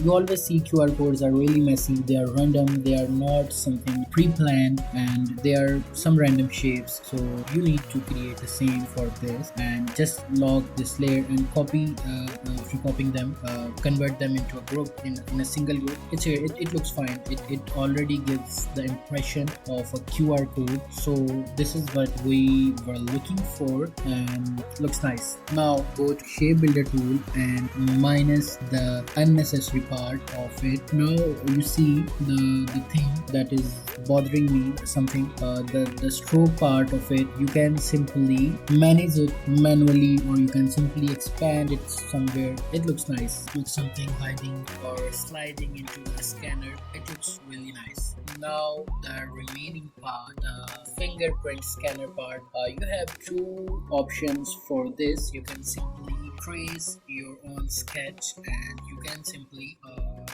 draw something, as fingerprint scans are already random. So you can use the ellipse tool in order to draw them. So I'm just doing a random stuff, and if I don't like it, I'll do that again. Let's see if I like it or not. I am just decreasing the width of the stroke, and let's see if I get it right or not. It's something that is called try and test and try, or try and test, something like that. So you try a random stuff and it worked, and you try a random stuff and it did not work. So you have to keep trying in order to reach the level or reach the thing that you really want. Now it's become a mess. It has become a mess. How I'm going to clean it? Let's see if I'm going to clean it or not, or if I'm going to do it all over once again. So I've just deleted it and I'm doing it all over once again. I did not like it, and it was really messy. Something like I was not able to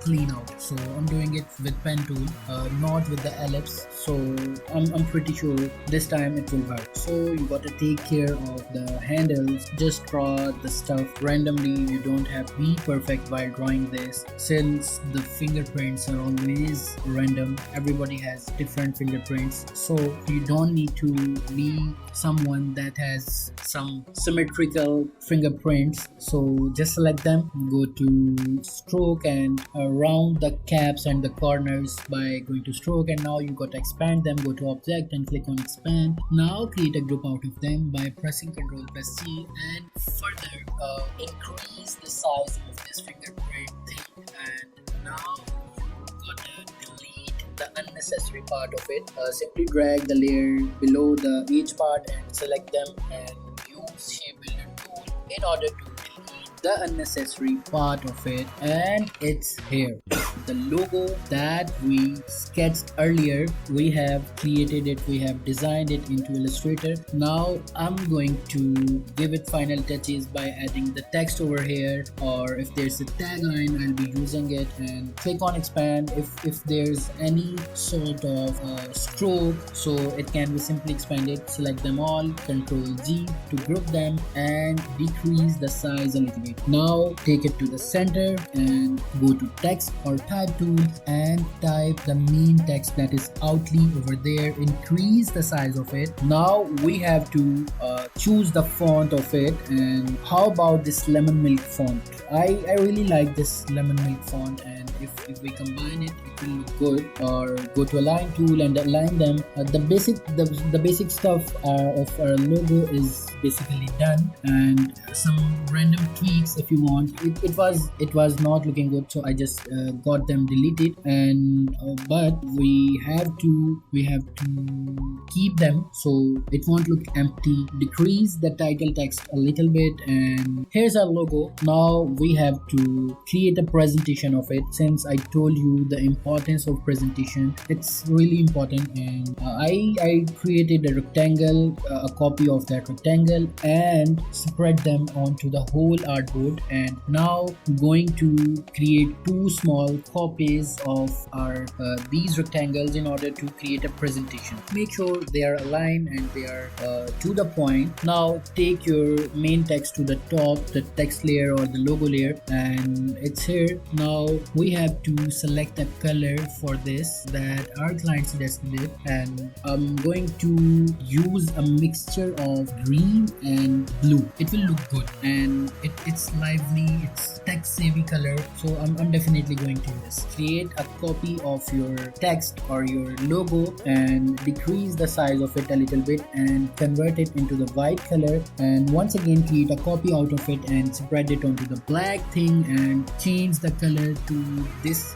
specific green, and it will look really good. So now we are almost there, and you see how we have created a logo by following a sketch that we got approved from client. So this is the way you can create a logo by following a sketch. Once you sketch something, you get it approved from your client, and you create a logo out of it by using this very method that I have taught you in this session. And I'm really hoping that you have enjoyed the session and you found it useful. And if you got any question or queries, you can simply ask me in the comment section, or you can reach me out through the inbox section. I would love to help you out, and I'll be seeing you in the next class. Till then, practice a lot, take care of yourself, and we'll be seeing you in the next session. Bye. Hello and welcome back to another episode of Logo Design Series, and in this class we are going to talk about badge logos. On Fiverr it's pretty on demand, and on other freelance platform it's in demand logo design type. And if you remember, we have discussed emblem logos in our class where we have discussed the types of logo. So it's an emblem logo that we are going to create today, and I'll be teaching you how you can create a badge retro vintage logo. So I have opened up a Google and I have typed badge logo to just to show you how actually badge logos look like. So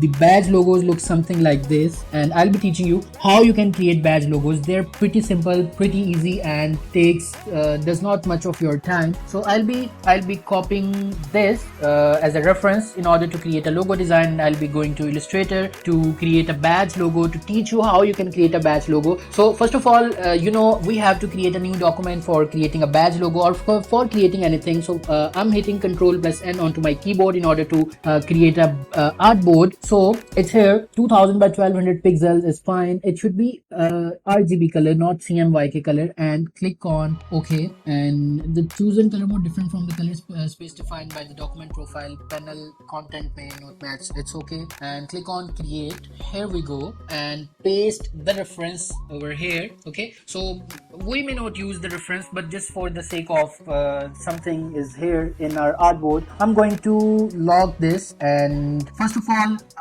we have to decide for what brand we have to create the logo, and we'll be creating a logo for Picky Reads, the logo that we have created for the website that reviews the books and write summaries for them. So we'll be creating a logo for them. And okay, in order to start the design, first of all we must have the icon, and the icon that we have designed for the Picky Reads is pretty identical for and pretty suitable for the logo design as a badge logo. So I'll be posting it here, and I'll be deleting the Picky Reads text, and I'll be modifying it a little bit according to the badge. So it should be there should not be any detailing. So I'm going to delete the reflection in the magnifying glass, as well as the circle that we have put over here. And first of all, select it and go to object path, and offset path is here. Okay, 2 or maybe 3 pixels is fine. Okay, 3 pixels is fine.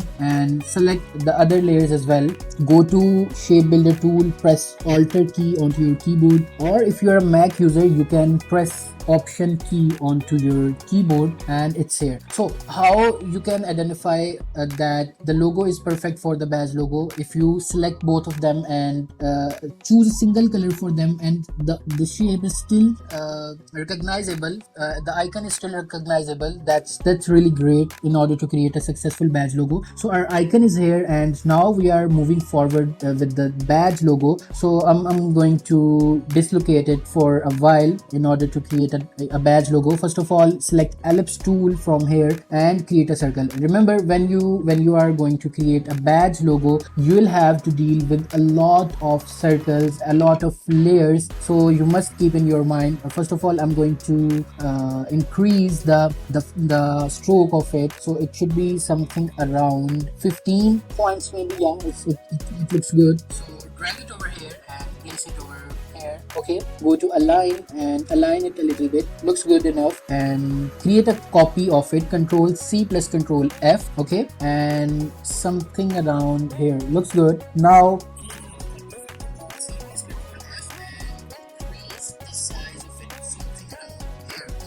so you must be wondering why I am creating these copies. You'll get to know, don't worry. And Control C plus Control F in order to create another copy of it. Yeah, looks good. Now we are taking a practical move to the badge logo. First of all, we have to put a text in this circle, and in order to put a text in the circle, we have to click on type on a path tool over here and directly click here. It's important to select the type on a path tool in order to write a text onto our circle or any other path. So I'll be typing my text, that is Picky Reads, and increase the size of it to something around 100 maybe. Yeah, looks good. And now choosing the font, I'll be choosing a serif font, not sans serif. I have told you in our class when we were discussing the logo types, the serif font always portray a vintage feel. So the badge itself is a vintage logo, so we got to choose the serif font for it. And going to character and increasing the space of it to something around 50% maybe. Yeah, looks good. Increase the size if you want a little bit. Looks good enough. Now go to again the type. So we have to type something over here as well. So click on here and type book reviews and summaries. Okay, now it's outwards, and what we have to do is to take them inwards. You see a handle is here, so select the direct selection tool, and with the help of it, click on this handle and drag it into inside. Yeah, that's what I was trying to do. Decrease the size of it to something around 50% maybe. Go to character and change the font of it to lemon milk.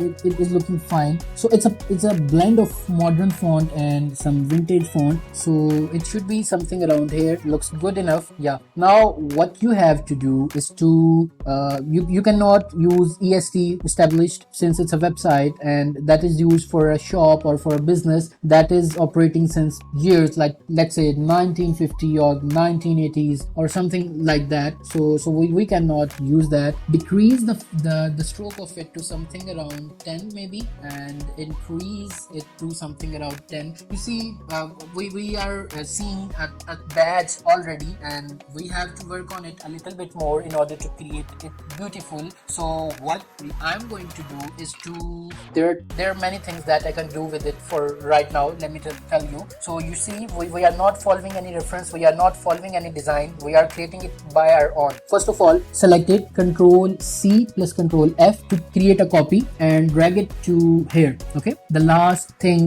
layer should be this. Go to Effect and click on Distort and Transform and go to Zigzag. Okay, don't have to worry if it looks something like this. Go to Smooth. Ridges per segment should be around 10 maybe. Make sure you have turned on the preview, something around 13 maybe. Yeah, looks good. Size should be 12. Yeah, looks good, and it should be absolute. Okay, click OK and okay. Increase the size of it a little bit, and it should be the last layer. And the ellipse that you took, the bigger ellipse, create a copy of it, Control C plus Control F, and drag it exactly upwards to this, and maybe turn off the fill of the stroke of it and fill it with white. It looks good. And now what you have to do is to, if you can, let me just tell you some of the tips that I personally use for my badge logos. Now decrease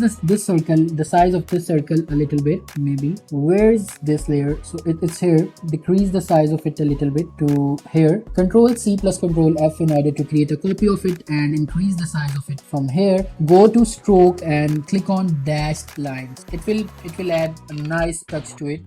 Decrease the stroke size to something around 5 points maybe. Yeah, looks really good. Now create a copy of this ellipse once again. Control C plus Control F and increase the font size to 200%. Go to stroke and click on inside. Yeah, looks good. And what you have to do is to click on dashed lines. Yep, I'm going to create this effect, and this looks really cool. So drag it over here, go to transparency and decrease the transparency to something around 5 maybe, and increase the dash, sorry, not this, where it goes. Yeah, go to stroke and click on dash, increase the dash of it to make it look more authentic. So it's here. You see, we have not followed the any of reference that we have used, and we have created a badge logo without any reference, with the help of basic shapes, text, and something called as confidence. So I'd say confidence, since we are not following any sort of example reference, and we have created a logo over here. So this is the way that you can create or design a logo for your brand, for your institute, or for anything, for your client. You can offer this service on Fiverr. Fiverr is a freelance platform where people sell their services and earn really well. So you can go to Fiverr and explore badge logos over there, and you can create a gig over there and place your services and start selling it. If you got any question or queries, you can always reach me out through the inbox or the comment section. I'll be there to help you out, and I'll be seeing you in the next class. Till then, practice a lot, make a badge logo and show me in the comment section or through the inbox. I'll give you my honest feedback on your design, and you'll get to improve it. So I'll be seeing you in the next class. Till then, take care of yourself. Bye. Hello and welcome back to another episode of Logo Design Series, and in this class I'll be going to teach you how you can use AI to create a logo. Well, you have guessed it right. We are going to use ChatGPT to create a logo design, a successful logo design. Do you know what it takes to create a successful logo design? The first thing that you need to create a logo design, idea. Idea is somehow very important before designing a logo, and you need an awesome idea to create a successful logo design for your client. So in this video, we are going to take help from the AI, as AI is here to serve us. AI is making our lives easy. So we are going to ask ChatGPT to give us some ideas that we can follow to design a logo. So I'm going to ChatGPT, and here I'm typing, I am a logo designer and I have a project of a client's logo. logo. The logo title is Picky Reads. It's a website that reviews all kinds of books and write their summaries as well. Give me some ideas for the logo design. Let's see how it goes and how it is gonna help us. I guess if we got enough, if we'll get a good response, it will be a game changer. You know, brainstorming for a logo design takes hours and hours, sometimes days, in order to research something, but this AI thing will think for us and will give us a response in a few seconds or minutes. So I'm just reading out: book with magnifying glass, owl reading, bookshelf spectrum, picky character, quill and glasses. It's actually very good, and I really like this. Create a simple yet effective logo by combining an open book with a magnifying glass hovering up above it. This represents the idea of thorough and selective reading, which is perfect for book review sites. So I really like this idea, and I'll be going with this to simplify things, to make a minimalist logo. So this is the thing that we are going to follow. We have an idea in a few seconds, so we don't have to spend hours and hours in order to brainstorm, in order to generate some ideas, and I'll be going with this one. So now you have two things to do. You can sketch your book and magnifying glass, or you can take references and create a logo right after it. So we'll be going to Google and ask for its help. So I'm going to google.com, open book vector still out. Yeah, I'll be choosing some of it. No, I'm not going to copy anything from it. I'll just take it as a reference for my logo design, so you don't have to worry for the copy thing. This is good. I'm copying it and going to Illustrator, Adobe Illustrator. Go to File, click on New, and put your desired size over here. So I'll be choosing 2000 by 1200 pixels for a logo design, and it will return us a new artboard. And I'm placing the book here. So go to Google once again and type magnifying glass vector. That is needed. So this is good, I guess, as we only need as a reference. So paste it over here. Looks good. Okay, I got to lock them so they don't disturb us. You know, I have a good grip on the pen tool, and you have to practice it a lot if you're a newbie. So click over here. A single click would be sufficient enough. I'm designing the book, and I can design it with this reference only. All right, it looks good. Zoom in a little bit by pressing Alt key onto your keyboard, and here we go. Yeah, it looks good, and you got to fix it a little bit. This thing, this curvy thing, this curve should not be this much steep. So make a group out of it by selecting them, and create a copy of it by pressing Alt key onto your keyboard. Right click over there and go to transform and click on reflect option. Press OK, and here we go. We don't have to copy anything, and we can create our own version of this. So now I have to create a magnifying glass. For that purpose, go to the basic shapes tool, select ellipse tool, and create a circle over here. Remove the fill and turn on the border or the stroke, and fix it around something around 20. That is fine. Okay, looks good. Go to object, click on expand, and hit OK. Yeah, create a rectangle exactly in the center of it. Select them and go to align and click on horizontal center align. Yeah, create a copy of it by pressing Ctrl C plus Ctrl F. Why we press Ctrl F instead of Ctrl V? Because I need this shape exactly over there. So looks good enough. And what you have to do is to go to Pathfinder, or you can even use shape builder tool as well. So not this, you have to merge the shapes, not to subtract. Okay, looks good enough. The magnifying glass thing, I have to round them a little bit. Press shift key and select them all and round them a little. Yeah, looks good. And it should be something around, we'll talk about the colors after that, something around here. Yeah, looks good. This could be the design, this could be the logo. So yeah, looks good enough. Now let's talk about the text, the logo title, or the text that we are going to choose. And I'm going to choose, the text was Picky Reads. It's a website that reviews books and write their summaries short summaries. So the same method that we create some copies of the same text and apply different font over it. So first of all, my favorite pop-ins, here goes the Beebus Neo Pole and something around Bill tickling, that is fine, looks really well. And here goes the Lemon Milk, it's good. And the Futura, all of them are looking actually really good, and I guess I'll be choosing this Beebus or this Bill tickling in semi bold. Yeah, I'll be choosing this one. I'm going to delete all of these and I'll be choosing this. So now we have to select the color of it, and it will be something around blue, black and white. So for the blue, I can always choose from here, or I can choose a custom color, but as you're a newbie and you gotta find it difficult, so we'll be going to Logo Pond. I'm going to Logo Pond, logopond.com, and we'll be seeing the blue color over here, the blue color that they got, a cool blue color actually. This looks good, we can go with it. Take a screenshot of it, capture, and go back to Illustrator, Adobe Illustrator. It's actually and I'll be adding some details to the logo as well. It's not that simple. So changing the color of the book to this blue and add a circle over here.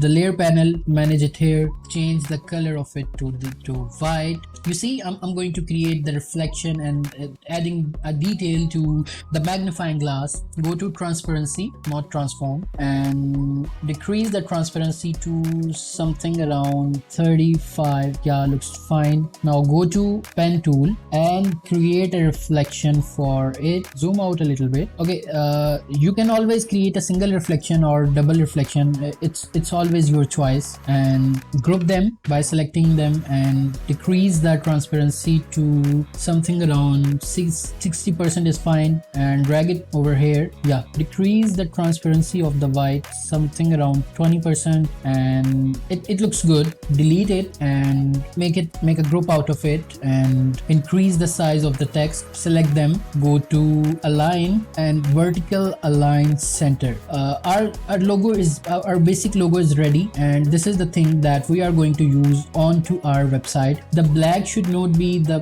black that we usually see. The black should be around this gray color, so it will look good. Yeah, it's actually looking good, but you gotta make a presentation for it. And for the presentation purpose, first of all, I'm going to group it and going to create a rectangle. Maybe, yeah, create a copy of it as we have done in our presentation class. If you have not watched it yet, you go and watch that class before doing anything else. So, and create a copy, select them and place them over here. Select this. Okay, now from the layer panel, it should be something around here. Change the color of it to white maybe, and decrease the size of it to something around here. And now the first color should be something like this, the second color should be something like this, and create a copy of it and place it over here. Okay, decrease the size of it a little bit and select them, change the color of it to white and maybe to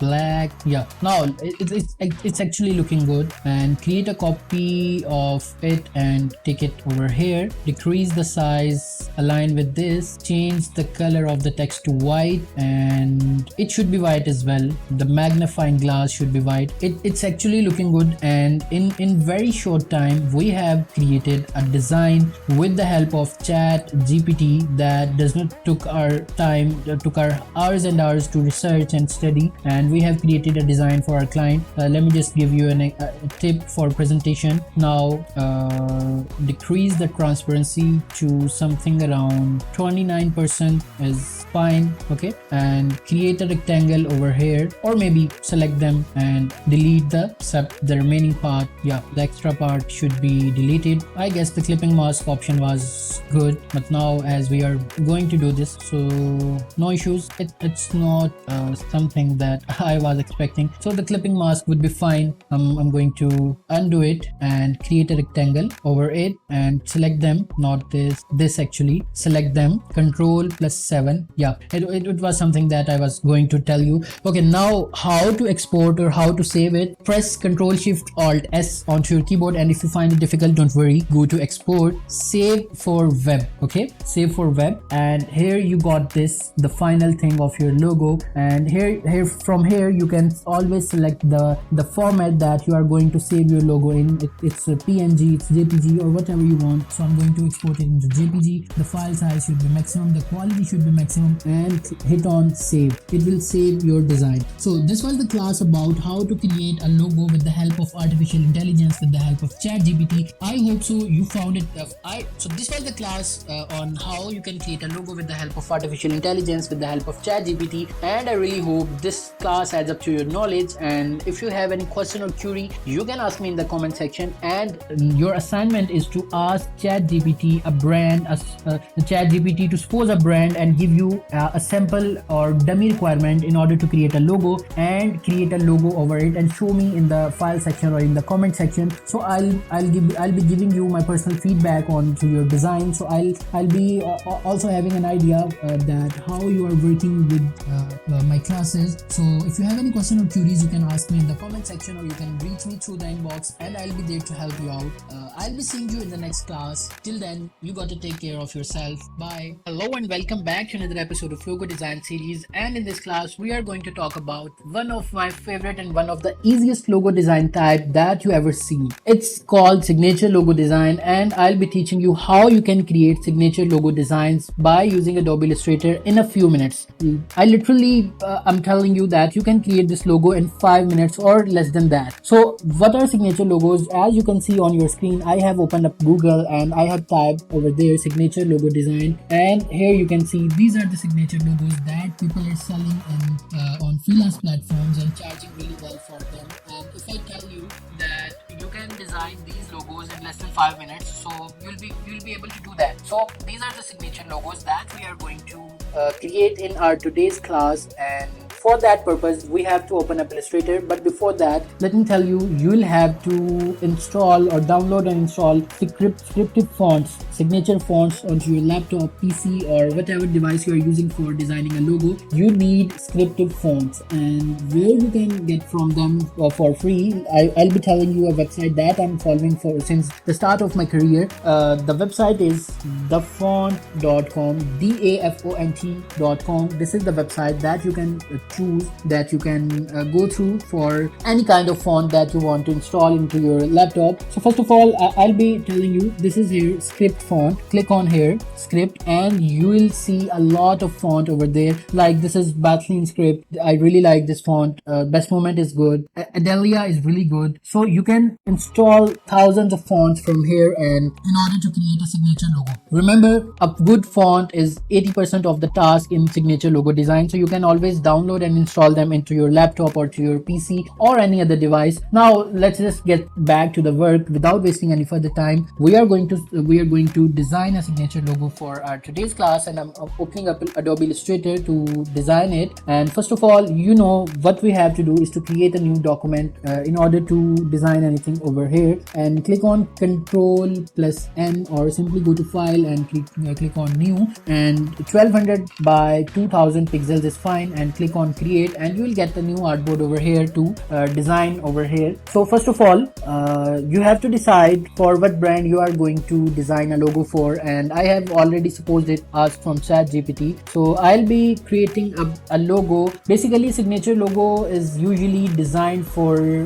wherever the feminine touch is there, like a beauty salon or a celebrity or a makeup artist or something in entertainment or something fun is there. So you'll be creating a signature logo for their business or a skincare product or something like that where the signature logo is used. Okay, the brand name is Beautylicious. Okay, you gotta create some copies of it. So Licious the L should be small, not capital, and you gotta create some copies of it. I'll be applying all the scripted fonts that I have installed into my laptop to compare and select one of them. So first of all, Adelia, the font that we have seen onto the font font.com, the same font I have installed from there. So I'm just sharing all of my personal tips and tricks into this course, so you get a first-hand experience of logo design feel, so you don't have to worry about anything, something around hello. Yeah, I really like this hello font. And the font that I don't like the most for this logo are two of these, and if I have to select between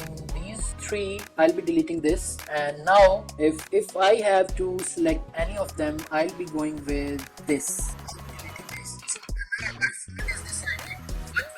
do is to create an icon for it, and for creating an icon, go to Google, type over there butterfly vector png. It's there. Okay, I'll be choosing this. I'll be making enough changes into it, or maybe we can choose this looks good. And go to Illustrator once again, paste it over here, and go to layers, lock this layer. And don't worry, we are not going to copy anything. We'll be creating our own version of butterfly. You can always sketch it. If you're good at sketching, you can always sketch it. Notice this butterfly is not suitable for the signature logo, so let's just go back to the Google, and this may be Control V, decrease the size of it to here, lock this, zoom in a little bit.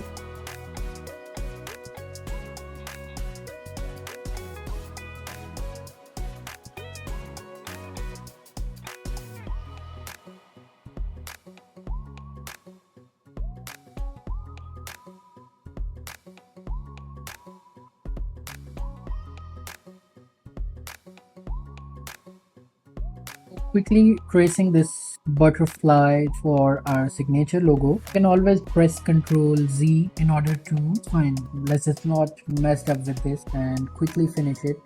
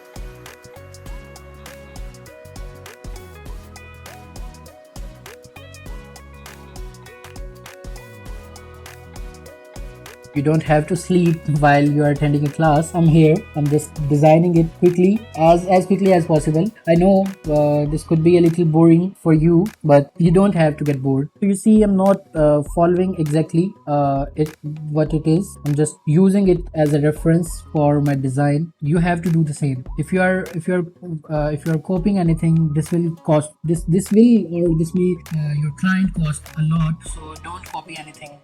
You can just take a reference from there, make enough changes so it will look your own design. Increase the stroke a little bit, maybe go to stroke and convert it into brown, maybe. Yeah, looks good. Add a color to it, maybe. Yep, select them, and fill should be red. Delete this picture that we have used. Now select it over here, not the text layer but the butterfly layer, and group them. Press on object, expand, and hit OK to convert it into vectors. Okay, and it should be something around. First of all, let me just give you a tip of go to object or right click on here, click create outlines. It should be converted into outlines, and go to align and not align, sorry, pathfinder, and convert it into a single shape so the color may not get fade, and place the butterfly over something over here. Maybe decrease the size of it a little bit so it may not interfere with the design. Maybe it will will look good here. What we can do over here to save our design, yeah, select them. I'll be sharing my personal gold gradient file with you guys. You see many of the designs that we have checked on internet regarding the signature logos are gold. The color is gold and the gold gradient is used over there. So I'll be sharing my personal gold gradient file with all of you guys, so you can use them. I'll be opening it over here in a few minutes. Just give me a minute.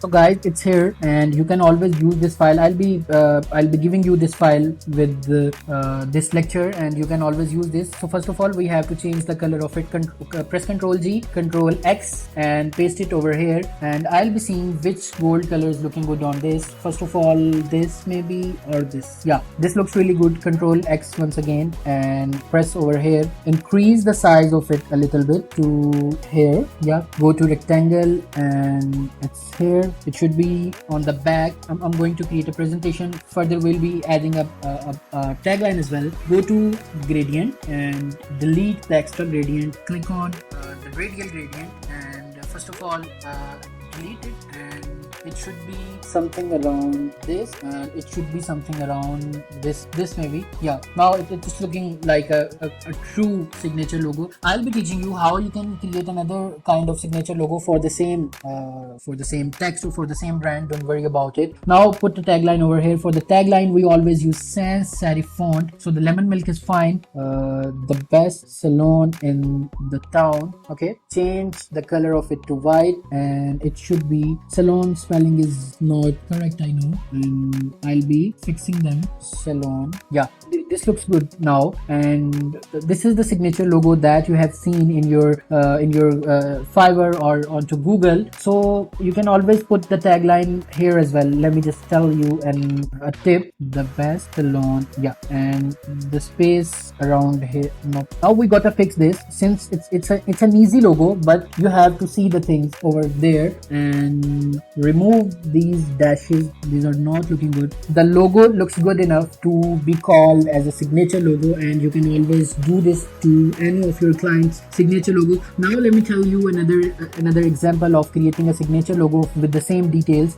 First of all, you have to create, and the fill should be off and the stroke should be there, and increase the stroke of it to something around 20% maybe. Looks good. And yeah, now the text should be beautylicious. Okay, it should be in the same font, the hello font, and I'll be telling you a secret. Okay, select the B of it and go to type glyphs and select this. Select S, go to glyphs and select this. This will instantly add a beauty to your logo design. Paste it over here, select them, align them. Yeah, looks good. And now first of all, create outlines and put the gold color. First of all, go to Pathfinder and go to gradient. Okay, looks good. Now you have to create an extra area in order to, yeah, select them. First of all, convert it as well into object, expand, convert it into vector. Okay, Pathfinder, something around here, so you don't have to put a lot of space. It looks good. It looks really good. And put this over here. The butterfly, click on it, ungroup, and the butterfly should be here as well. So this is the way we convert an existing logo into another kind of badge logo. Click here, Ctrl G. If you want to put a tagline, you can put over here always. And yeah, this is how you can create another kind of signature logo. And in this class, we have learned how you can create an impressive signature logo in no time. It takes less than 5 minutes to create a badge, to create a signature logo, and practice it as much as you can. Your assignment is to create a badge logo and submit it into the comment section or to my inbox so I can see it. I'll be giving you this gold gradient file as well, and if you got any question or queries, you can always reach me out through the comment section or through inbox, and I'll be there to help you out. I'll be seeing you in the next class. Till then, take care of yourself. Bye. Hi everyone, and welcome back to another episode of Logo Design Series. And in this class, we are going to create a letter logo, a single letter logo with some gradients. So it's very interesting and it looks really well. So without wasting any further time, let's get started with it. First of all, you have to select the letter that you are going to use into your logo. So I'm doing it for P. So first of all, take a circle, an ellipse, right, and turn off the fill and turn on the stroke, and Control C plus Control F in order to create a copy of it. And this is fine, okay, and create a separate copy of it and place it here. You'll get to know why we have created a copy of it. Now match the width, and yeah, it looks good. Now what you have to do is looks good. Select them all. One thing you can do is to separate the circle, or you can do them separate. Yeah, so either way is fine. Now select the colors of the gradient that you are going to choose. I'm going with yellow and orange colors, so something around this orange and the mustard yellow. Actually, yeah, looks good. And the dark orange, yeah, looks good. These are fine. And turn off the stroke, and now go to gradient. Actually, click on gradient, turn off the stroke, and this, yeah, select this, and here select this maybe, or this looks good. This actually looks good.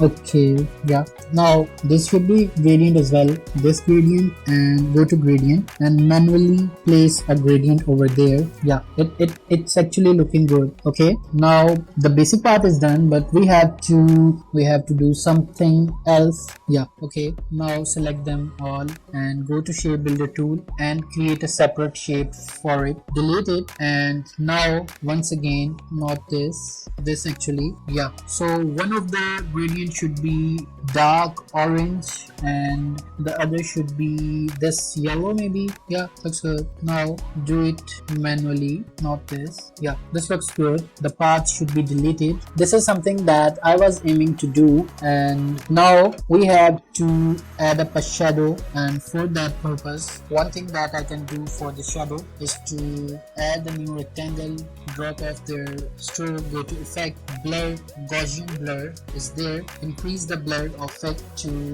30% maybe. Yeah, looks good. And it should be behind this rectangle. Create a copy of it, Control C plus Control F, and select them and press Control 7 to, yeah, see, as the shadow is a clip mask as well, and it's looking nice. Yeah, looks good. Adding a nice touch over here. So once again, create a circle to add some final, not actually this, to add some final touches for it. Change the stroke color to green to recognize it where we are standing. Increase the size to something around here. Yeah, increase the width of it to, yeah, looks good. Once again, select it, go to this menu and here. So what I'll be doing, yeah, looks good. Now go to objects and expand appearance. Okay, so select them as a whole, go to shape builder. Yeah, not this. Yeah, so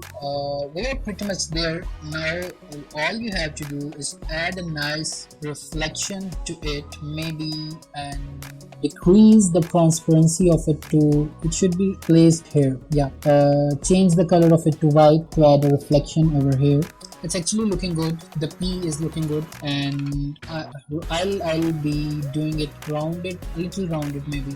No, the straight was good. So this is how you can create a gradient based single letter logo. So I'll be creating a presentation out of it, create a copy of it. First of all, resize it a little bit according to your needs and create a copy of it. Right click there, transform, reflect, it's here. Yeah, and rotate it a little bit, increase the size of it so it's here. Yeah, go to transparency, decrease the transparency of it a little bit to 35%. The rest of the design that is going outside my dartboard will be taken care of, and press Ctrl 7 by selecting them, and now you can arrange it according to your needs. Looks good. Take a rectangle or square, and yeah, change the color of it to somehow black, and I'll be creating an icon of it as well. So take a copy, go to arrange, bring to front, and this is how you can create a cool letter mark maybe, or a logo, a single letter logo for your client or for your company as well. And if you got any kind of question or queries, you can ask me in the comment section, and I'll be there to help you out. I hope so you'll get in this class very useful, and I'll be seeing you in the next class. Till then, take care of yourself. Bye. Hello everyone, and welcome back to another episode of Logo Design Series. And in this class, we are going to create a monogram. Well, a monogram is a logo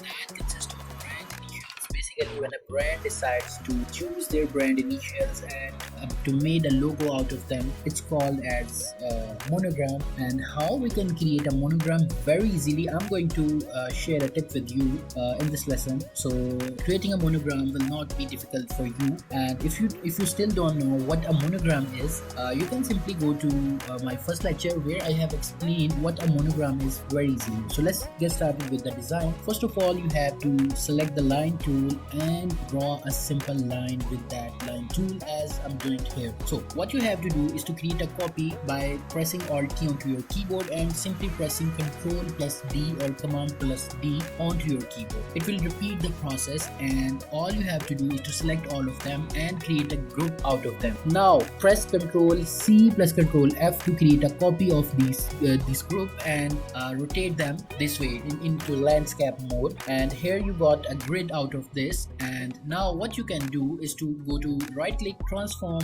and you can click on to reflect. You can click on rotate, and by clicking on rotate, you can simply press change the angle to something around 30. 30 is perfect for this, and you can simply increase the length of these lines. And now you have to create a copy of it, and simply right click and go to transform and reflect, and reflect vertically. So now you have a complete grid out of it, and now we are going to use this grid in order to create a monogram out of this. And for creating a monogram, you have to select all of the lines that you have drawn, and simply select shape builder tool in order to draw something. Well, a shape builder tool is used to create or merge shapes, and now we are doing the same with this logo. So I'm going to create a logo for my name initials that are H and A, and we are going to create a logo out of them. So I have drawn the first part of H, and you can see it's totally perfect. Well, you have to be very careful while creating a logo with this method. It's simply awesome, but it's complicated as well. You have to take care of the details. So you see here I'm working very carefully, and you have to take care of proportions as well. Like I have made a mistake over there, and simply you have to be very careful. And if you are making a mistake, you can simply press Ctrl or Command Z onto your keyboard in order to reverse the mistake that you have did. So I'm completing the first letter of my monogram, that is H, and it's completed. Now we are heading towards A, and in order to create or in order to do the A part, I'm going to select all of the shapes and merging them by using shape builder tool. And here you can see it's doing perfectly. So now I'm completing it by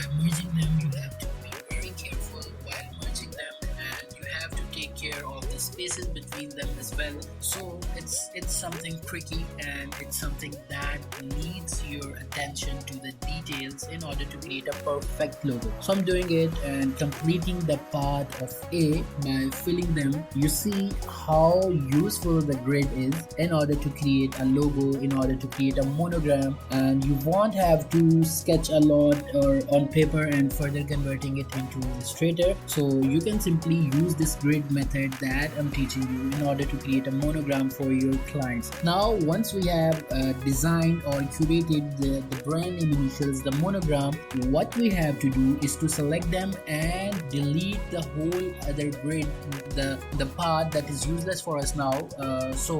Select the initials and fill a color in them so you can differentiate them with the grid. Now our initials are here, H and A, and I can simply group them, and by grouping them I'll take them out of this grid group. So you see that into the layer panels, I'm taking them out of this group, selecting this group and deleting them simply as we don't need it. So now select them, turn off the stroke and fill a brand color into them. Whatever the color you feel is right for you, you can simply insert the color or fill the color. And now we have to design the remaining part. Once you have designed the initials, now you gotta enter your main text, the title of your logo. So simply that is Hamza Ali, it's my name, and I have created a logo for myself, a monogram for myself. So you can simply do this, and I'm using this build titling font over here, and increasing the distance between letters in order to create a stunning presentation, in order to create a stunning monogram. So you see, here's the monogram that I did by using a grid method, and it was not something difficult, it was not something out of the way, and it's very easy. Now we are going to create another monogram by using the same method, and it's not much difficult. You gotta create a new line, and now we are repeating the same process that we did earlier. First of all, fill a color black so you can see where you are working. Create a copy by pressing Alt, and now you have to press Ctrl plus D. Now make a group out of it, Ctrl plus G. Now Ctrl plus C plus Ctrl F in order to create a copy and expand it according to the grid that you are going to create. Now you have to simply right click onto your mouse pad, and now if you remember, we reflected this thing and we rotated this thing by creating a copy out of it. So I'm simply selecting it and going to transform and going to rotate. Okay, transform and rotate here, and now angle is 30, prefix to 30, that is totally fine. We need the angle to 30, and now go to transform and reflect. Now this time you have to reflect this thing in order to create a copy for it. So once our grid is completed, we'll be moving to the next step, and I have reflected it. Now the grid is completed as we did earlier. Now go to basic shapes tool and draw an ellipse.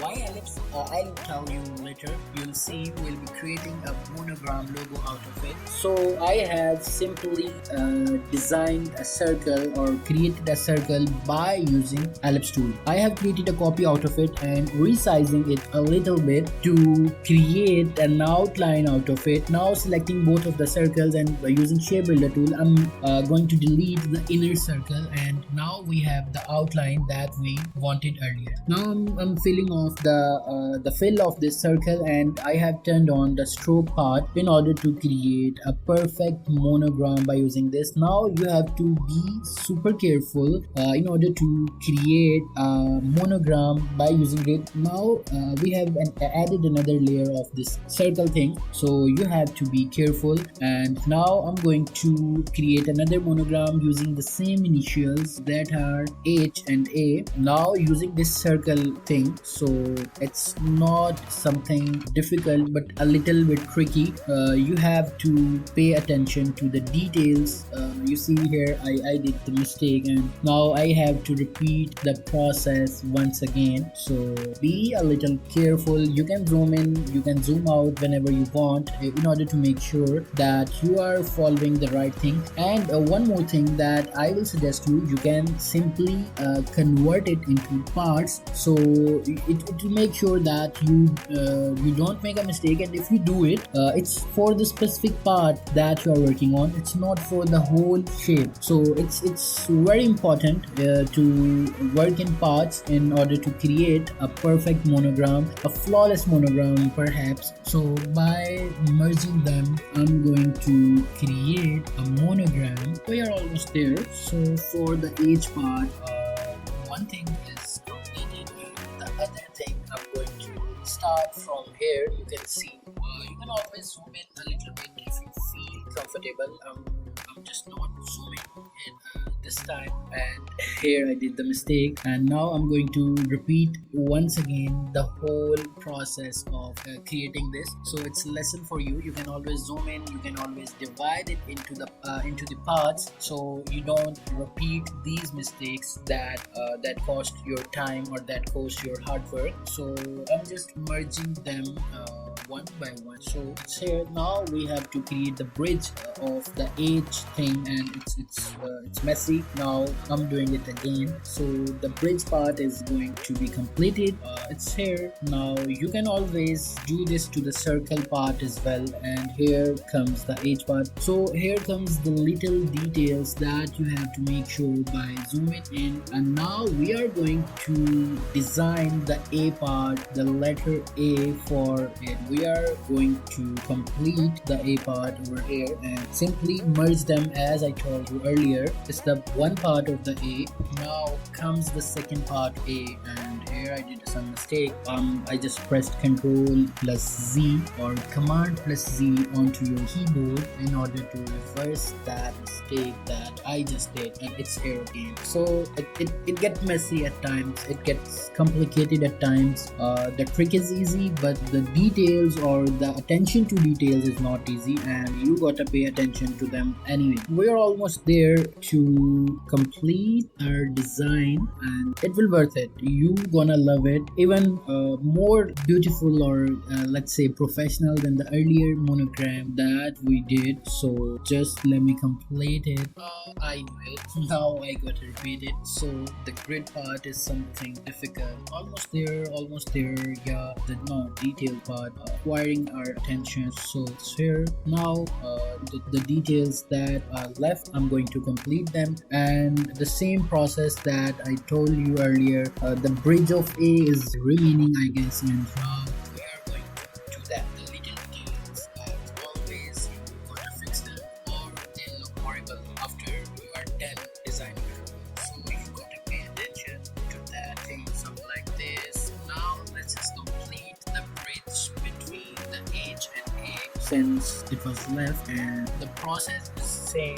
Now select them individually. I'm just filling the black color into the H part and this very same black color into the A part. And you know what we have to do for now. We have to delete all the unnecessary part, the grid part for this. Now you have to delete this, and this was left, and I just did it to complete the design. And now select both of this and create a group out of them, and just let them out of this group, so you can delete the grid peacefully, and we can design our remaining. So it's here. Now I have selected whole grids, and I'm going to delete them one by one, and it's here. It looks beautiful, and I really like this one even more than the earlier one. And you know, we have to place our text into this logo in order to create it. I'm going to use the very same font, setting for this as well. Yeah, but I guess this font looks even good. What do you think? I really like this font as well, and you can simply align them, and it's here. It's completed.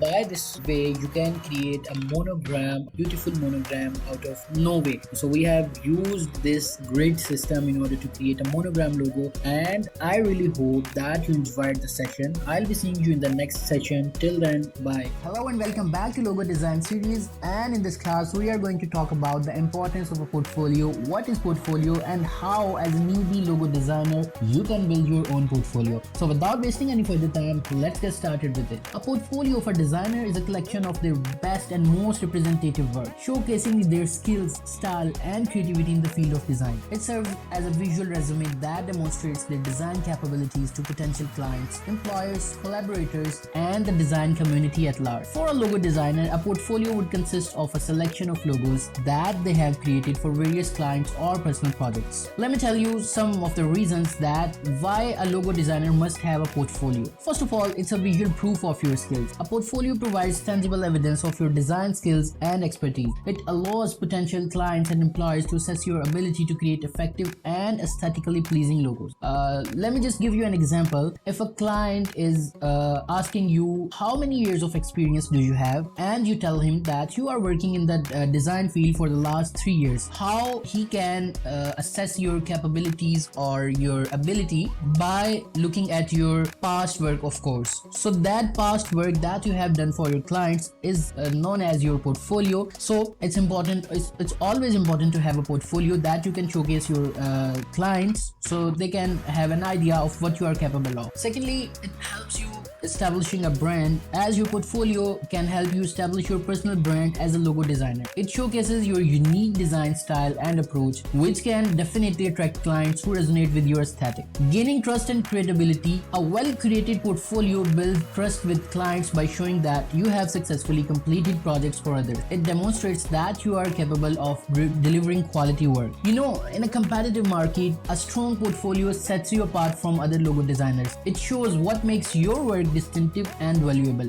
You know, thousands and thousands of logo designers are there in market, and we must think why the client should choose us. We have to set a mark that can differentiate us, our skills, from the other designers. So a portfolio is very helpful in differentiating you from the other designers. An impressive portfolio can attract a range of opportunities, from freelance gigs and client projects to potential collaborations with other designers or agencies. So it's always helpful in order to attract new clients as well. You know, creating and updating your portfolio encourages self-assessment and improvement as well. Regularly reviewing your work helps you identify areas for growth and refinement. Well, you think of a design that you have created for the first time, and you compare with the design that you have created just now or yesterday, you will see a hell of difference. Why? Because you have improved a lot along the way. So that's really important to review your work, and your portfolio helps you in your personal development as a logo designer as well. Now the question comes, how we can create our own portfolio as a newbie designer, since we have no clients, since we have no work experience, we are just watching your logo design course, and how we can build a portfolio out of it. So I'm giving you some of the tips that helped me really well when I started 8 years back, that helped hundreds of my students as well. So let me just tell you some of my personal experiences while creating a portfolio. First of all, it's one of my personal tip that you won't find anywhere else. Work for your first 5 clients for free. Why free? You will be working with a real-time client, and you will build eventually a portfolio as well. And if they like your work, they may pay you, or they may refer you to other 10% as well. You know how hard it is to get a client when you are newbie, and you don't have to show anything to your clients, like what work you have done in your past or what portfolio do you have. So working for first 5 clients for free will help you to working with a real-time client. You will get to know what are the requirements of a real-time client, what modifications they ask, and what's the process of creating a logo from reading requirement to delivering a final logo. So you can I'll suggest you to sacrifice your first 5 clients as for the sake of your portfolio. This will help you a lot. Trust me, this will help you a lot for creating your portfolio, for building a trust, for building a brand. So work for free for your first 5 clients. Secondly, there are some of the contest websites where people post their logo design jobs, and the other designers participate in the contest and submit their designs, and if it gets selected, they get paid.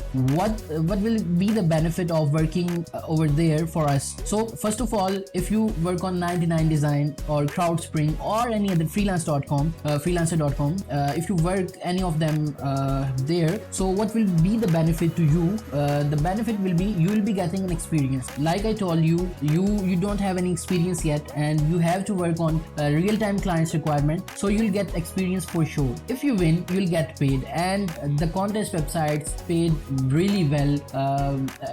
If I compare it to other freelance websites, like if you're getting paid $100 or $50 for a logo design, the same logo design will pay you around $200 to $250 or even more if you win. So there's three benefits of participating in contest websites. Like you'll getting experience with real-time client, you'll getting real-time requirements, and you'll getting real-time feedback from the client. If you win, if your design is good enough, you'll get paid for it for sure. And number three, that is our core purpose, you will building a portfolio that you can show to your clients. That's something that you can go for. So the third tip that I'm going to give you is to build your own website, or go to Behance or Dribble and create your portfolio over there. These are the websites that can help you land your first client if your work is good enough. And lastly, if you are not going to follow any of the tips that I have told you earlier, so this tip gonna change your whole perspective. Go to ChatGPT, as this is 2023 we are living in, and AI is really here to help us. Sorry.